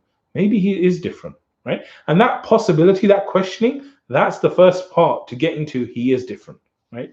So I hope that helps. May Allah make it easy for you. May Allah make all our relationships easy with our parents. And I know it's not always easy. You know, there's different types of parents. There's different types of communication that you have. Sometimes it's just weird to talk to your parents about this stuff, right? So, you know, just do your best and, you know, have good intentions. Make lots of dua for your parents while they're not around without them knowing. And inshallah, they'll discover the amazing things within you. Parents want to, you know, as a father, you want to, you know, believe that your children are amazing and stuff. And they will. So inshallah, may Allah make it easy for you. I mean, okay, so what other questions are there? I'll make dua for you as well. Oh, JazakAllahu khair, someone making dua for me. Oh no, you're saying you're going to make dua for that person. Please make dua for me. I probably need it more than you. Okay, so let's go on. Great panel. Assalamu alaikum. Great to have you here. What's the ruling on going to the masjid with flu, cold, or plague? Okay, so this is the beard test. Look at that. You're asking for a specific ruling. I don't know. I don't know what the ruling is when it comes to this. I know there's a hadith because a brother told me today that there's a hadith that Prophet ﷺ said that if you're in a place of plague, you should stay in that place. And if there's another place of plague, you should not go to that if you're going from a place that doesn't have plague. So there is that whole thing. Coronavirus is driving people all up the wall and stuff. But I would say like go to someone reputable and ask them about going to the masjid and all of those kind of things. Okay, so next question is, taking into account you have spent most of your life in the UK, may I ask you how you rank the importance of GCSEs and acquiring a good position in the school after GCSEs? Okay, I like this question. And I think it's very relevant, right? So brother panel or sister panel is saying, you know, the fact that I've been in the UK most of my time, how would I rank the importance of GCSEs about getting a you know, after school and stuff? So panel, the first thing that comes to my mind is why are you asking me that question? Okay, because if you're about to do your GCSE exams, trust me, work hard, revise hard, like give it everything. Do not take it easy. You know, as Muslims, we should be all about ihsan, which is having having high standards. And you know, in Muslim Mastery, we're developing the whole vision further now. We're saying ihsan is about having A stars, like having a very, very high standard. So, you know, if you're saying to me, like, I don't know, you might just be randomly asking this question, right? But if you're of the age that you're about to do GCSEs, because I know all these kids in the library are revising for them, then you need to smash it. There is no option except you doing amazingly well in your GCSEs. And there's a video, by the way, I made. It's called How I Got a First at University or something like that. And in that, I discussed some strategies of how to get a first and different techniques to try and improve your exam scores and stuff. So definitely check that out, right? So that's the general kind of thing I'll give you, because I don't want you thinking, oh, I don't need GCSEs and all that stuff. You do need them. If you're at that age, you're doing GCSEs, do them and do them well, inshallah, right? Right. Now, from my personal experience, it's a little bit different, okay? The reason why it's different is because I told you I lived here my whole life, except when I was a teenager, my family decided to go back and live in Pakistan for a few years, right? So while I was there while I was like 16, and 16 is when you take your GCSEs in the UK. So me personally, I didn't actually get a chance to do my GCSEs, okay? So I came back because in Pakistan, I was doing something called the O levels, and the O levels they do at like 17 or 18, right? It's the old version of the GCSEs. So anyway, I left Pakistan when I was 17. I came to the UK and I had zero qualification. I had no qualifications at all. Okay. So, you know, this is a very tough thing for a 17-year-old to be in, But I'm sure that there's lots of 17-year-olds who have failed and done badly, and they have nothing, right? So when I came here, I had nothing. But I was very lucky because the education in Pakistan was actually very high quality, and it changed my perception of what's possible. And this is why I'm saying to you that you should smash it, because I believe every human being, unless you have like a specific disability when it comes to learning or whatever, like even then, I think you can smash your exams, right? And you have a few months to do that. So I think that there's so much you could do with that, with high standards. So I had a different mindset. I was thinking that, you know what, now when it comes to exams, I can smash them because I failed. I failed everything in Pakistan except English and geography. And when I got back to the UK, I was like, now I'm going to smash it, right? And Alhamdulillah, I did. I went away. I did something called GMVQ, which is, people on the course, they would say going nowhere very quickly. That's what it's standard for, right? And it was just like a really, really like a vocational course. I did it in business. I got a distinction in that. I did an advanced version of it. I got a distinction in that. Then I did GCSE maths because I had to get maths to get to university. So I did it just for that. I did an English thing as well. And then I got to university, and alhamdulillah, I got a first at university as well. So like, I think GCSEs for me, in fact, they weren't actually that important because I didn't have to do them, but my circumstances were different because I got to uni through the international kind of English that I had and mathematics and stuff. So work hard, man. Work hard, give it your all. Do not take shortcuts. This is the age for you to study, and this is the age for you to be great, and this is your foundation, right? I remember I used to go to college, and college was like a really like relaxed environment. But I remember I'd do college the whole day, and I kind of organized it so all my lessons were only on 2 days of the whole week. So I would kind of go college on Tuesday nights and Thursday, Tuesday, both days full, right? So I'd go college from 9 till like 5. I had lectures, and then at 6 o'clock at night, I had to go to a maths GCSE class because I didn't have GCSEs. So every single Thursday, I think it was 6:30 to 9:30 with all these old people, because at that time I was like a teenager, with all these old people. They were all doing math, and it was very, very difficult to kind of like go in that environment at night. So if you've got a chance to do your GCSEs, do them properly now. May Allah bless you. May Allah make it easy for you. May Allah give you A stars. I mean, what is the time? It's getting very late now. It's getting to 10:30. Anyway, so let's carry on for a little while longer. If you haven't pressed the like button already, you're going to upset a Pakistani brother. So do not do that for the sake of Allah. Press the like button. If you're enjoying it, if I've answered your questions, leave some comments, let us know. Make sure you go to muslimmastery.com/happy. So, okay, assalamu alaikum. What do you think are the best habits to build for self-improvement in order to live a fulfilling and successful life? And how do we go about changing our bad habits into good ones? JazakAllahu khair. Sister Yasmin. JazakAllahu khair, great question. I really, really like it. I think habits are so important. I did a webinar recently, right? It was to do with building life-changing habits. I think it was called Building Life-Changing Habits. Again, this is part of the best version of you, which is our main offering as Muslim Mastery that we have.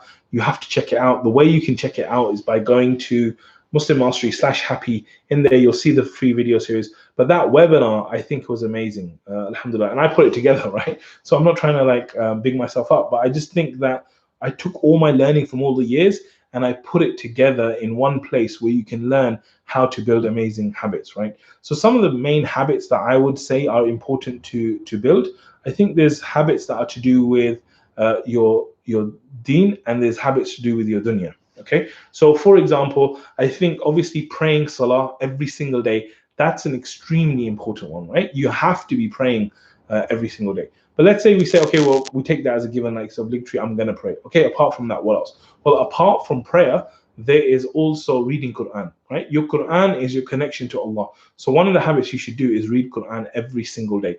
And when I'm saying reading, I'm saying not only reading, but actually understanding what Allah is saying to you in the Quran as well, right? Because that is what's going to have a real deep impact in addition to the Arabic as well. So like I said, Salah, Quran, right? The other thing I would say is adhkar, right?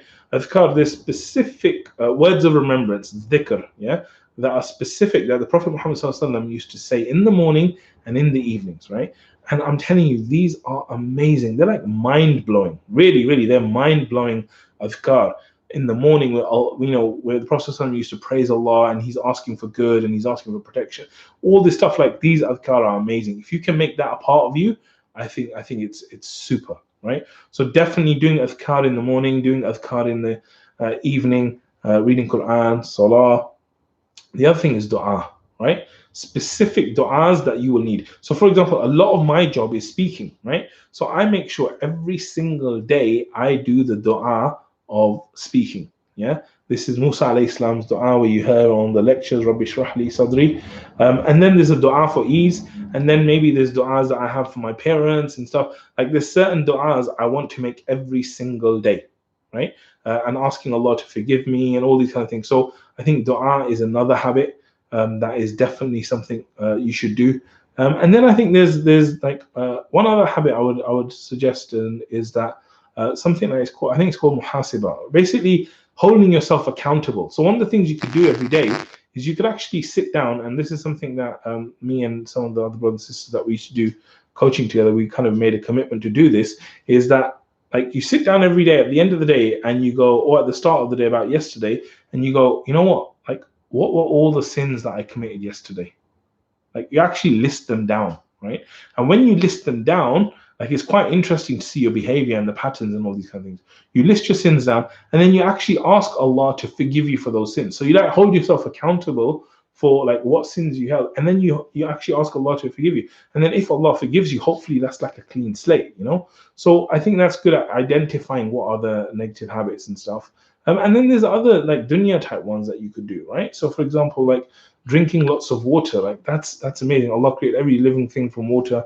So the way you kind of drink water and all the kind of things to do with your everyday thing, for example, like you know, just sitting in a quiet place quietly for 5 minutes. Like, I mean, they call it meditation, but like even if you just sit quietly for 5 minutes in a room and stuff, like I think that can have an amazing impact on your mind and stuff like that as well. So yeah, I hope that helps. I hope that kind of really helps you. May Allah bless you and make it easy for you to build great habits. I mean,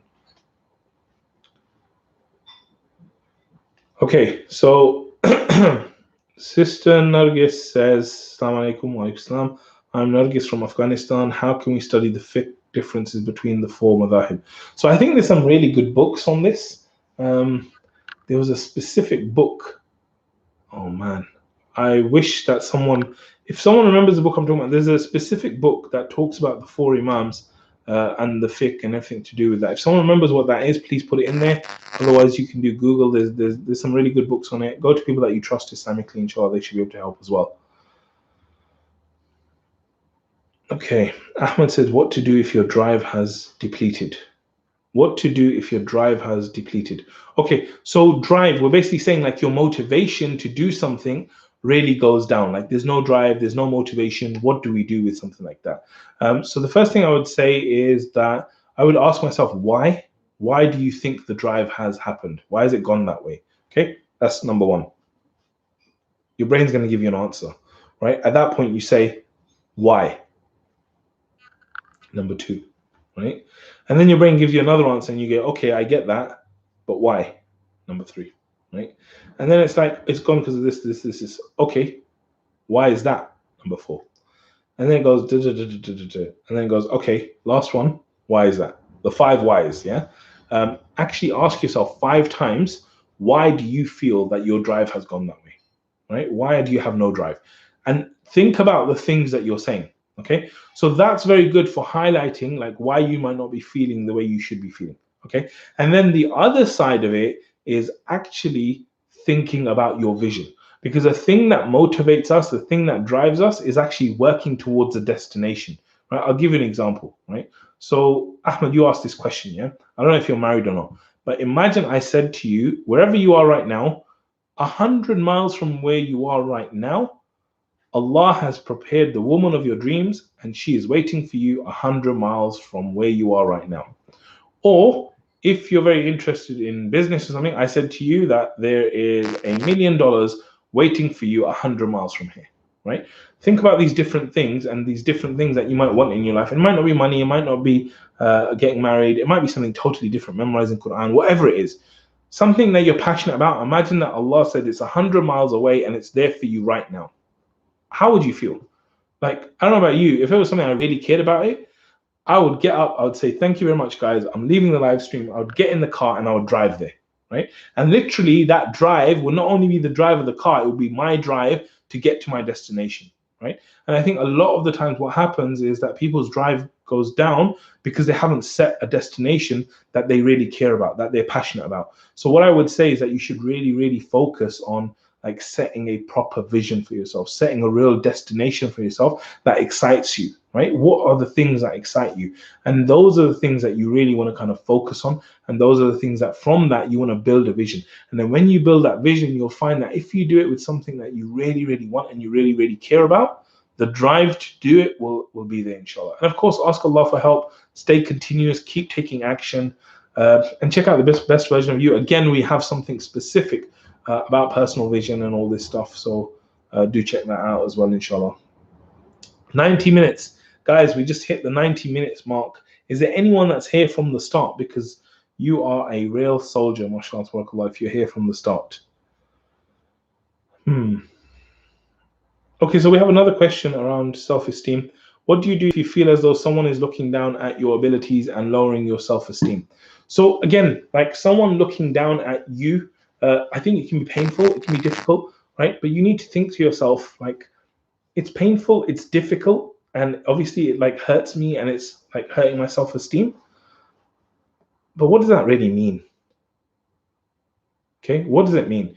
Now, it might seem a bit silly, right? But like somewhere, like you asked this question, right? Imagine somewhere that I feel that you're terrible or you're horrible. Like, what impact does that have on your life? The answer is the only impact it has on your life is the amount of impact you let it have on you, right? So for example, if you say, well, Muhammad Rashid, who is he? I don't care about what he said. I don't even like the guy. I don't care what he said. What happens? You don't really care about, like, my opinion of you holds no value, right? It's only when we care about their opinion that it affects us, right? So if someone's looking down at you, it's actually their issue, right? It's their issue. Like they're looking down at you, they're looking down at your abilities and stuff. It's their issue, right? You just carry on as you are. You need to question yourself. If someone says, look, Muhammad's really terrible at writing, you're really terrible at writing. Maybe I'll go, okay, you know what? Let me see if this point is actually valid, first of all. Am I terrible at writing? And I would question. I'll be like, look at your writing. Maybe I'd ask people, like, do you think my writing's bad? Like, actually understanding. And if it's like my writing is bad, I'm like, wow, like, JazakAllahu khair, thank you. Like, I thought my writing was good, and you actually helped me to realize that my writing's bad. So this is great. Thank you so much. And actually then doing something about writing, right? So that's if like there's a fault there. But if someone says your writing's rubbish, and I go around and everyone's like, your writing's amazing, I'm like, that person does not know, right? And that's it. Like, you have to have confidence in your own abilities. I remember there was a public speaking thing I was doing for Du'at, and I was a little bit nervous because I had some like famous Muslim personalities in the crowd, right? And so I was like nervous about teaching them because these are like scholars that I look up to, and I was going to train them on public speaking, right? Crazy. So I went through it, and the whole session I did, I felt like it was amazing. After the session, I was like really happy, Alhamdulillah. I didn't let my nerves get in the way, and I just did a really, really great session on public speaking and confidence and all these kind of things, right? Anyway, at the end of it, this brother, and I'm going to name and shame him, this brother Sabur, who I love very much and dearly, he's a very dear friend of mine. He came to me afterwards, right after the session, and he goes, Muhammad, there's something wrong. I'm like, what do you mean? He's like, you were completely off point today. Like, today was not good at all. Like, I don't know what it is, but there's something wrong. He said something along those lines. And I was like, what? Like, this guy just said that my whole like performance was like really terrible. And like, I was not good and I did it wrong and there's something wrong. And I just stepped back and I was like, okay, fine. And I just took his feedback. I went away. And I said, you know what? I know my own performance. I know how I've trained people. I know what I've done. And I know where this ranks in my own kind of abilities and my own performances. What he's saying is total rubbish. Like, I didn't say that to him because I appreciate he came to me, but I just felt like it was total rubbish. I'm like, look, I actually know the level of what I'm on, and I hold myself accountable. I don't need someone else to tell me that you've done a crap job. I will say it myself. I will know that I've done a really bad job. So I was just like, ignore this guy. Like, he doesn't know what he's talking about. Anyway, like a day later or 2 days later, or whenever I saw him next, he comes to me again, Sabur, right? And he goes to me, he says, listen, Muhammad, remember that day when you did that training? I was like, yeah. He's like, remember I said to you that it was terrible and it wasn't good and all that stuff? I'm like, yeah, I remember it. He's like, well, I didn't really mean it. I'm like, what? What do you mean you didn't mean it? He said, yeah, I didn't really mean it. The reason I said it, because I wanted to protect you from like having a big head, because I felt like the training was amazing. And I'm like, oh my God. I'm like, I'm glad you did it to me, because, you know, Alhamdulillah, like it didn't really rock my confidence. I didn't really think much of it. I was fine with it, Alhamdulillah, right? But I'm like, if you go and do that to someone else, it could destroy them, right? If someone doesn't look at it objectively, it could destroy them, and they could feel like, you know, I'm done. I can't do this, you know? So I'm glad that he recognized that, you know, I could handle it and stuff. And I'm glad he did it, because, you know, it did make me question. It probably had make me, you know, less arrogant and more humble. But the point of saying this is that I think that, you know, you need to really, really look at what are they looking down at. Is it something you need to correct? If it's something you need to correct, you need to work on it. If it's not something you need to correct, then you know that it's good, and you can maybe have a discussion about it. Maybe you can discover more about it. But sometimes it's the last thing to look out for here is that sometimes you think someone's looking down on you, but they're not actually looking down on you, right? You just think, oh, that person's looking down at me. Is that kind of typical example where I'm sitting here, two people sitting there, they're kind of like laughing and whispering, and I'm like, oh my God, why are they talking about me? Right? I'm not saying this is all in your mind, but I'm just saying, just make sure that they actually look down on you. No better way than to say, Muhammad, do you look down on me? And I'll say, no, of course I don't. Except if you're sabur, then I do look down on you. Okay, so let's move on.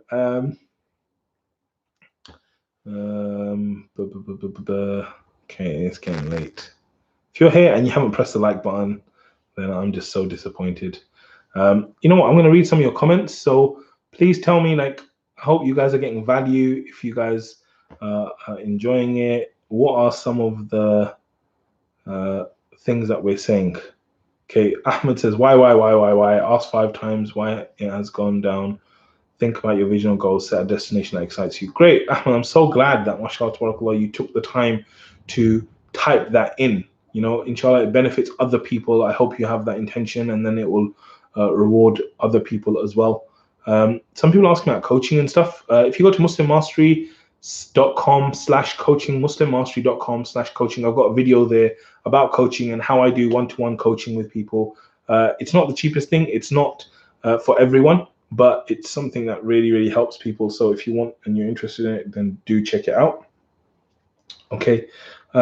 So someone says, peace be upon you, brother, and you too. Please allow community contributions to add Arabic translations. I don't really know what that means, but if you email info@muslimmastery.com, and you explain what you mean, we can definitely look into doing that. Name Kita says, yes, still here, mashallah. Name Kita, have you been here from the start? That's what I'm wondering. Because that is a long time. That is passion, mashallah. That is amazing. Aqib Ahmed, sir, please reply to me. Hello. Okay, Aqib Ahmed, I don't know what you said, but it's great that you guys are still here. What is UES? Is that yes? Name Kita, is that yes? That you've been here from the start? Because I am very, very impressed if you've been here from the start. Okay, so those of you that are still here, you know what? If you are still here and you have a question that hasn't been answered yet, put your question in here now. There's like a few of you on here, right?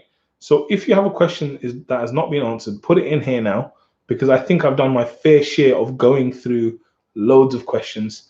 So if you're still here, you probably deserve to have your question answered. So yeah, name Kita, do you want to put your question in here again? Because I'm not sure if I'll be able to find it. There's some really, really good questions there.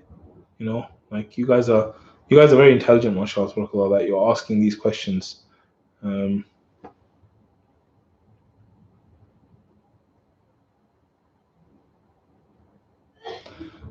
Andre Drake says, I'm here now, fresh from Seattle. Mashallah, Seattle.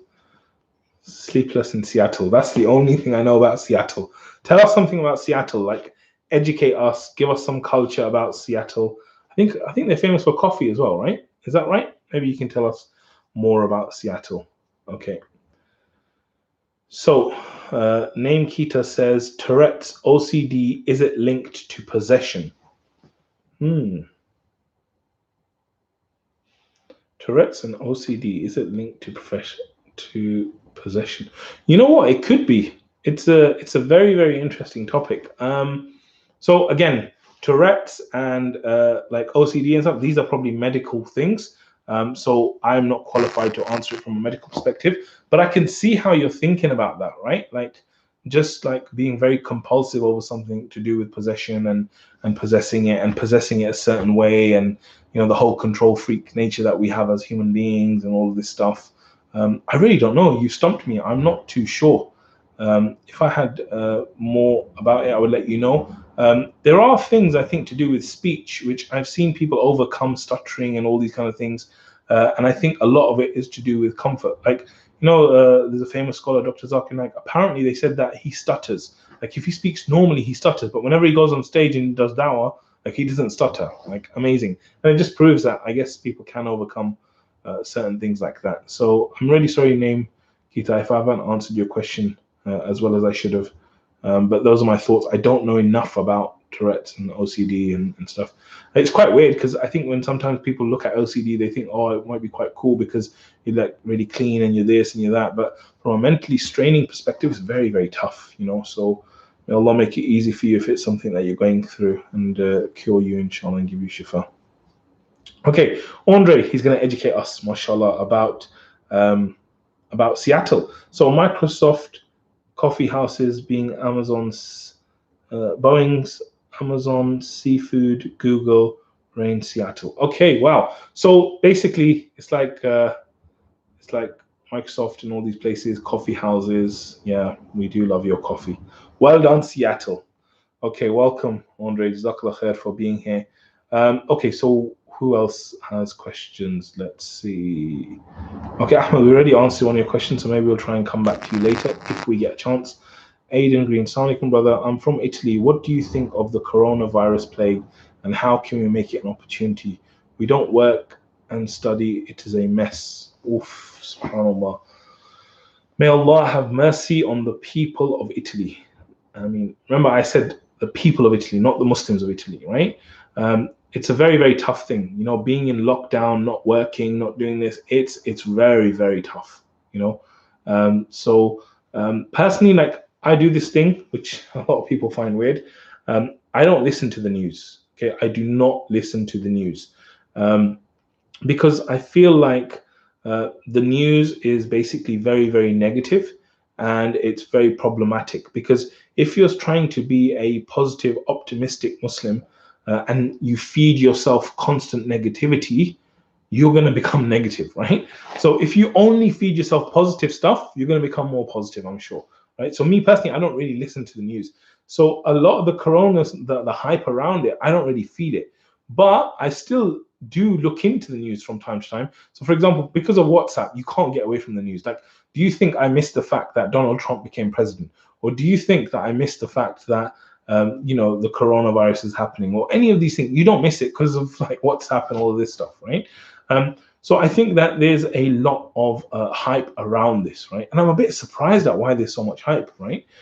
Because what I did is I basically Googled the death rate of coronavirus versus SARS and Ebola and all these other diseases. And Alhamdulillah, may Allah keep it that way. At the moment, the death rate and mortality rate and stuff is much, much lower than any of the others, right? They were all like, some of them were 20%, 30%, 50% even. Ebola was 50% death rate, like half people getting it will die, very, very serious. But coronavirus has been like, a much smaller mortality. Now, that doesn't mean that it's not painful, it's not difficult, it's not problematic, it's not real. All of that stuff is real. But I think that as Muslims, we have to be like a little bit we have to be a little bit like optimistic with these things. We need to be pragmatic. We need to realize that if we do get ill, Allah will inshallah cure us, and this will be a purification for us, and it will be a means for us to get closer to Allah and all of that stuff. Okay, but in addition, I think that obviously if you're in Italy and you're kind of going through this thing, you have a lot more time right now. If you're not affected by the actual virus, you have a lot more time. And I remember one of my teachers, he said this really cool thing once. He said, Allah wants good for you, right? Like, Allah wants good for you, you want good for you. Okay, tell me this. If you were locked away in a prison cell, do you think you would make more dua? And I was like, yeah, I probably would.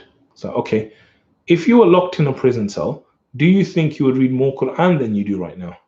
I'm like, yeah, I probably would. It's like, okay, if you were locked in a prison cell, do you think you would pray more salah? I'm like, yeah, I probably would pray.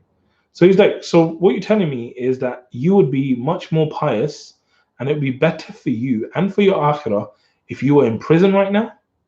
And I was like, wow, that's deep, right? That is deep. He's saying that potentially, if Allah wants good for you, He'll put you in a prison so you can actually worship Him properly and do your duty, right? And I thought that was such an amazing point. I'm like, wow, like you need to fix up. I need to fix myself up, basically, right? And so, in the same way, I think that I would use this as an opportunity that you are at home, right? You can either waste your time doing like complete rubbish, or you can actually build yourself, right? And so what I would suggest is that, take some time out to rest. It's good to rest, especially if you're off work and all these kind of things, but use your time wisely, right? Like for me, I could be doing like a million things right now, which will bring me no benefit. Maybe it'll be a bit of an escape for me. Maybe I'll feel like relaxed or whatever. But right now I'm talking to you and I'm hoping that, these kind of sessions will be something that's beneficial for me in this life and the next. And it's a way for me to help you and help other people. So like I'm choosing to spend my time here right now. And I'm saying that this choice is a tough choice. We all have it because there's so many distractions in our life. But I'm saying just make better choices. Like that's my one advice to you while you're at home in Italy with the coronavirus. Like just make better choices. Do things that will please Allah, that will build you, that will grow you. Spend time with your family if you have family with you. And just basically focus on doing the right thing. If you focus on doing the right thing, and of course I'm saying get rest, chill out, do all of that as well, enjoy it.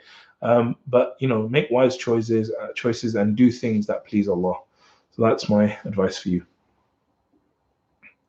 Okay, so what else is there? Wow, lots more.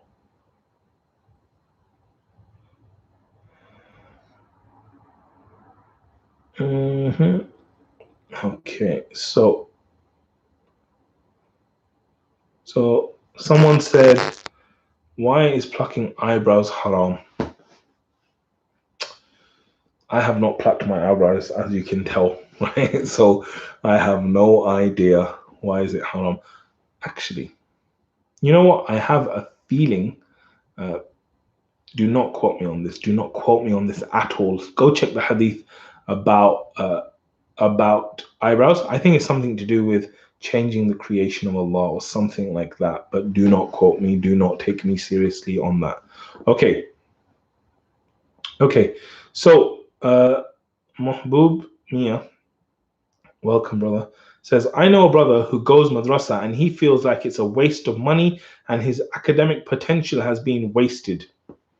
Just wanted some advice how to help him and guide him during this time. Okay. He thinks that education is so bad and he can't leave because he's in year 10 and he feels really upset that his parents sent him there. Also feels like he would have done way better in the state school. Okay, JazakAllahu khair for explaining that. So that makes sense. So basically you're saying that you have a brother who goes to an Islamic school and he feels like it's a waste of time, it's a waste of money, and it's a waste of his academic potential. Okay, so obviously I would say that whenever we look at Muslim mastery, we always talk about the mindset, right? I would say, like, is his concerns justified? Like what he's saying about this being a real problematic place and not fulfilling his potential, all that stuff, is it right? If it's right, if it's true, then I would say to him, the first thing you need to do is you need to have a discussion with an elder that you trust. So whether it's mom or dad or someone else, right? You need to let them know that, look, I really feel that my whole academic side of things is really held back. It's a problem for me. Why is it a problem? Because of X, Y, Z reason, right? And then speak to the school. The first thing is try and work it out with the school, right? Say, look, I believe my capability is here. The work you're giving me is here. How can you help me get up here? And put the problem on them, right? Get him to speak to someone and get them to deal with the problem, because it's their job to set the right standard of education. This is like a legal requirement upon them, right? So he needs to like speak to the school or get his parents buy-in and then speak to the school about raising the standard, right? At the same time, I would say to him that there are certain benefits that you get from being in an Islamic school that you wouldn't get from a state school, right? Of course, there's certain negatives of being in an Islamic school as well. But hopefully, like, even though the academic side of it might not be great, a lot of the times the Islamic identity that it builds are good. Now, I'm not saying that that's a justification. I'm not saying build your Islamic identity and be totally rubbish at studies. If you've been listening to what I've been talking about today, it's been all about having A stars and performing at the highest levels, you know. But I would just say that just try and think about things in a more holistic way. There's a specific proverb in English that says the grass is greener on the other side. Yeah, the grass is greener on the other side. What does that mean? That means that if I'm standing here and I'm looking at my neighbor's grass, it looks very green. I'm like, I wish my grass was that green. And then when I go into his garden, I see that his grass is not that green. Actually, my one looks greener now, right? And so what that means is that sometimes you look at something else and you think that it's much better, and it looks better, and it smells better, and it feels better, but it's not better, right? And you don't realize that until it's too late, and then you've gone there. So I would say to him that, look, year 10 obviously is quite late now. I would work with the school, I would work with the parents to really raise the academic game, and then I would make a much wiser choice when it comes to college, and inshallah that will help him to really excel. The truth is, I think a lot of people that I've spoken to that have done GCSEs and O levels, they've said GCSEs are a lot easier than A levels, sorry. So inshallah, you know, if you can do your GCSEs really well and then you go on to A levels, inshallah that will help. May Allah bless you for asking on his behalf and for helping him, and may Allah make it easy for all of you guys. I mean, okay, so MHD Tiger, how can I remove a bad thing from the heart? Okay, very good. I just want to say welcome to GGG Lee from Detroit, Michigan. GGG Lee, that is a really cool name, from Detroit, Michigan. Welcome to everyone else that's on the call. If you haven't pressed the like button already, please make sure you do that. So we're coming to the end, guys. Like, it's been nearly 2 hours and my throat is dry. But I want to answer one or two other questions. So if you have your last ditch questions, I'm going to kind of like look at them. But after that, I'm gone because it's nearly 11 p.m. So how can I remove a bad thing from the heart? Right.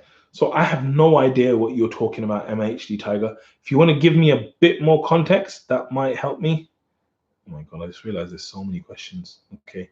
Let me just go back to MHD Tiger. Isn't this is just the coolest? Like, people can just choose whatever name they want. So MHD Tiger, where are you? Be interesting to know why you chose that name. Okay, so how can I remove a bad thing from the heart? I have no idea what you're talking about, so I'm going to try and improvise, right? So imagine that there's someone that I am like I really don't like. Okay, imagine that there's someone I really don't like. This actually happened to me, right? Let me tell you about this. So what happened is that there was a person that the first time I met them, I didn't like them. Okay, so this is someone who I've never met before, but just, I don't know, the first meeting when I met them, I didn't like them. They didn't do anything to me. They weren't horrible, nothing, but I don't know, I just felt like I didn't like them. And it doesn't happen very often to me, right?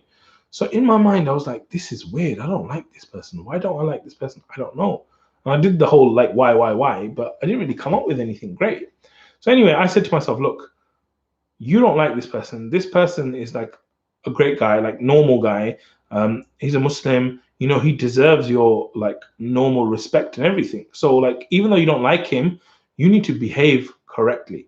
And I think this is a really important lesson, because a lot of the times what happens is we follow our emotions blindly, right? We follow our heart. So if our emotions say, oh, like I'm angry, it's like I'm going to be angry to that person. If my emotions say that, you know, I'm sad, I'm going to be sad with that person. So you got to be careful. Like, emotions are good to use them, to go with them, but sometimes you got to assess. So like this person, I thought, I don't like this person. I thought, this is an emotion I cannot act upon because it's not correct. There's no reason for me to act upon it. So what I did is I said, I'm going to set myself the opposite direction, right? So what I'm going to do now is, because I feel this way, I'm actually going to treat this brother even nicer. Not to trick him, but to actually tell myself that there's nothing wrong with this brother and he deserves like your respect and everything, right? So whenever I would meet that brother, I would make a special like thing that so that he would never ever feel any pain or any negativity towards me because of what's in my heart, because that emotion, I couldn't get rid of it, but it was just there. So anyway, I started like speaking to him, being very normal with him, being very nice, helping him extra what I could do, all that kind of stuff, you know. And so I just acted right. And I think this is a big thing. Like if there's something in your heart, even though your heart is making you feel that way, just do the right thing. Act in the right way. Act in a way that pleases Allah. Don't mess with that at all. Okay. So that is one thing. The other thing I would say is that when it comes down to it, what I found out later was that that brother wasn't actually being authentic. He wasn't being himself. Like I started coaching him and helping him, and he told me later, he said, you know, I don't know who I am. I'm not sure of who I am. And sometimes I'll be fake around people and this and that. And I was like, oh my God, that's what it is. Like I must have felt the fakeness at some point, and that's why I didn't like it. But you know, alhamdulillah, like we overcame it, and I really love the brother, mashallah, tabarakallah, now, which is amazing. So I would say, like, think about your heart and think about these things that you hold, and then realize that if you're holding something in your heart which is like painful or negative, like maybe, you know, you've had someone that's really like been horrible to you, or someone that's cheated you or defrauded you or something like that. The truth is that as long as you hold that in your heart, you replay the suffering. Whatever happened, like that pain, it happened. Like, you know, if I punch my hand, there's pain there right now, and it'll be there for a minute or so. Once that pain goes, that pain is not coming ever again, like unless I punch it again. But if I start thinking, oh my God, my hand was in pain, my body will start to feel that pain. And I'm like, oh my God, my hand was in pain, my hand was in pain, my hand was in pain. And you live that every single day. And a lot of the times, that's what happens with our hearts and our past, right? We take our past and we put it in the present right now, like that pain, that pain, that pain. And we just replay and replay and replay and replay. And we suffer over and over again. Even though that punch and that pain happened only once, we replay it all in our minds so many times, but we're just living in suffering, right? And the truth is, the only way you're going to get over that suffering and that pain is to let it go. Be like, look, the pain's not there anymore. It's happened. It's done. Whatever's happened has happened. It's done. I let go. I move on. I forgive. And it's gone. And the second you do that, it frees you. Like it will free you. Like you will not be held prisoner by it anymore. So I would advise you that before you actually end this call, before you like close your browser or click on something else on YouTube, like actually go there and say that I have finished. I release my heart from this thing, and inshallah you will feel so much better. So there's a few more questions. We're going to give it 3 more minutes, and then at that point we're going to kind of close off from there. If you're still here, you haven't liked us, that's really bad. You need to like us. That's not a fatwa, but I'd like you guys to press the like button. If you're sitting here for free without pressing the like button, then that's very disappointing. So please get on it. So welcome, Faika, Sayed, Assalamu alaikum. So Andre Drake. Okay, Akib Ahmed answer my thing. Hayden Green, JazakAllahu khair. Make dua for him as well. He's doing hifz as well. Alhamdulillah, he's memorized 8 paras. So he's doing hifz. This brother that you're talking about in the thing, like that is the greatest thing. One of the scholars, I remember he was saying that I wish my parents had beaten me when I was a kid to make me do hifz and stuff. Like I just wish that they had like really like made me like do hifz type of thing, you know. And I'm sure, you know, that his parents don't beat him or anything like that. I'm not advocating any of that. I'm just saying that, you know, he has memorized a huge part of Quran, probably more than most human beings on earth, and that alone is an amazing thing, you know. So Andre Drake says, how can we focus better in Salah when people's children are running wild in the mosque? I was born in the 70s, back in the bring back spankings. So that's interesting, because we just talked about spankings and stuff, and I'm saying, like, I'm not advocating that at all, because yeah, I think that it's a very good question. Like I don't know what exactly the massages are like in Seattle and stuff, but a lot of the massages here, like, children are not really in there and stuff. I think that basic things like knowing the meaning of the salah and all this kind of stuff is really helpful. I think following the sunnah of looking at the place of sujood and all these kind of things, I think they all help. But for me personally, this is something I find very difficult. And the reason for that is that I listen to a lot of audiobooks, so my ears are very, very sensitive. So if I hear a little bit of noise, like it really affects me and stuff. So I think for me, like I would, I was about to say change masajid, but I don't know if you can change the masajid and stuff. I think maybe like especially I would talk to the people at the masjid and just like make them aware that look, there's this thing, and at prayer times, like I don't mind if they're running around the masjid the whole time, but at prayer times, we want them to like not do that and like try and keep the peace and stuff. Maybe the sunnah is to pray the sunnahs at home and stuff. So maybe with the fard salah, it's kind of peaceful there and stuff. So I pray that Allah makes it easy for you and do that, mashallah. Oh, very interesting. Okay, amazing. So guys, it's been an absolute pleasure to spend these hours with you. I'm really, really sorry if I haven't answered your question. I did try my best. I stayed here for 2 hours trying to go through all of these questions.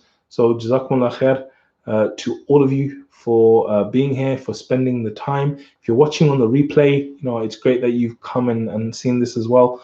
And like I said already, if you haven't pressed the like button, please do so. Please check out muslimmastery.com/happy. And of course, we've got loads and loads of different videos that you can check out anytime, which will inshallah help you to become better versions of yourself and help you to get closer to Allah.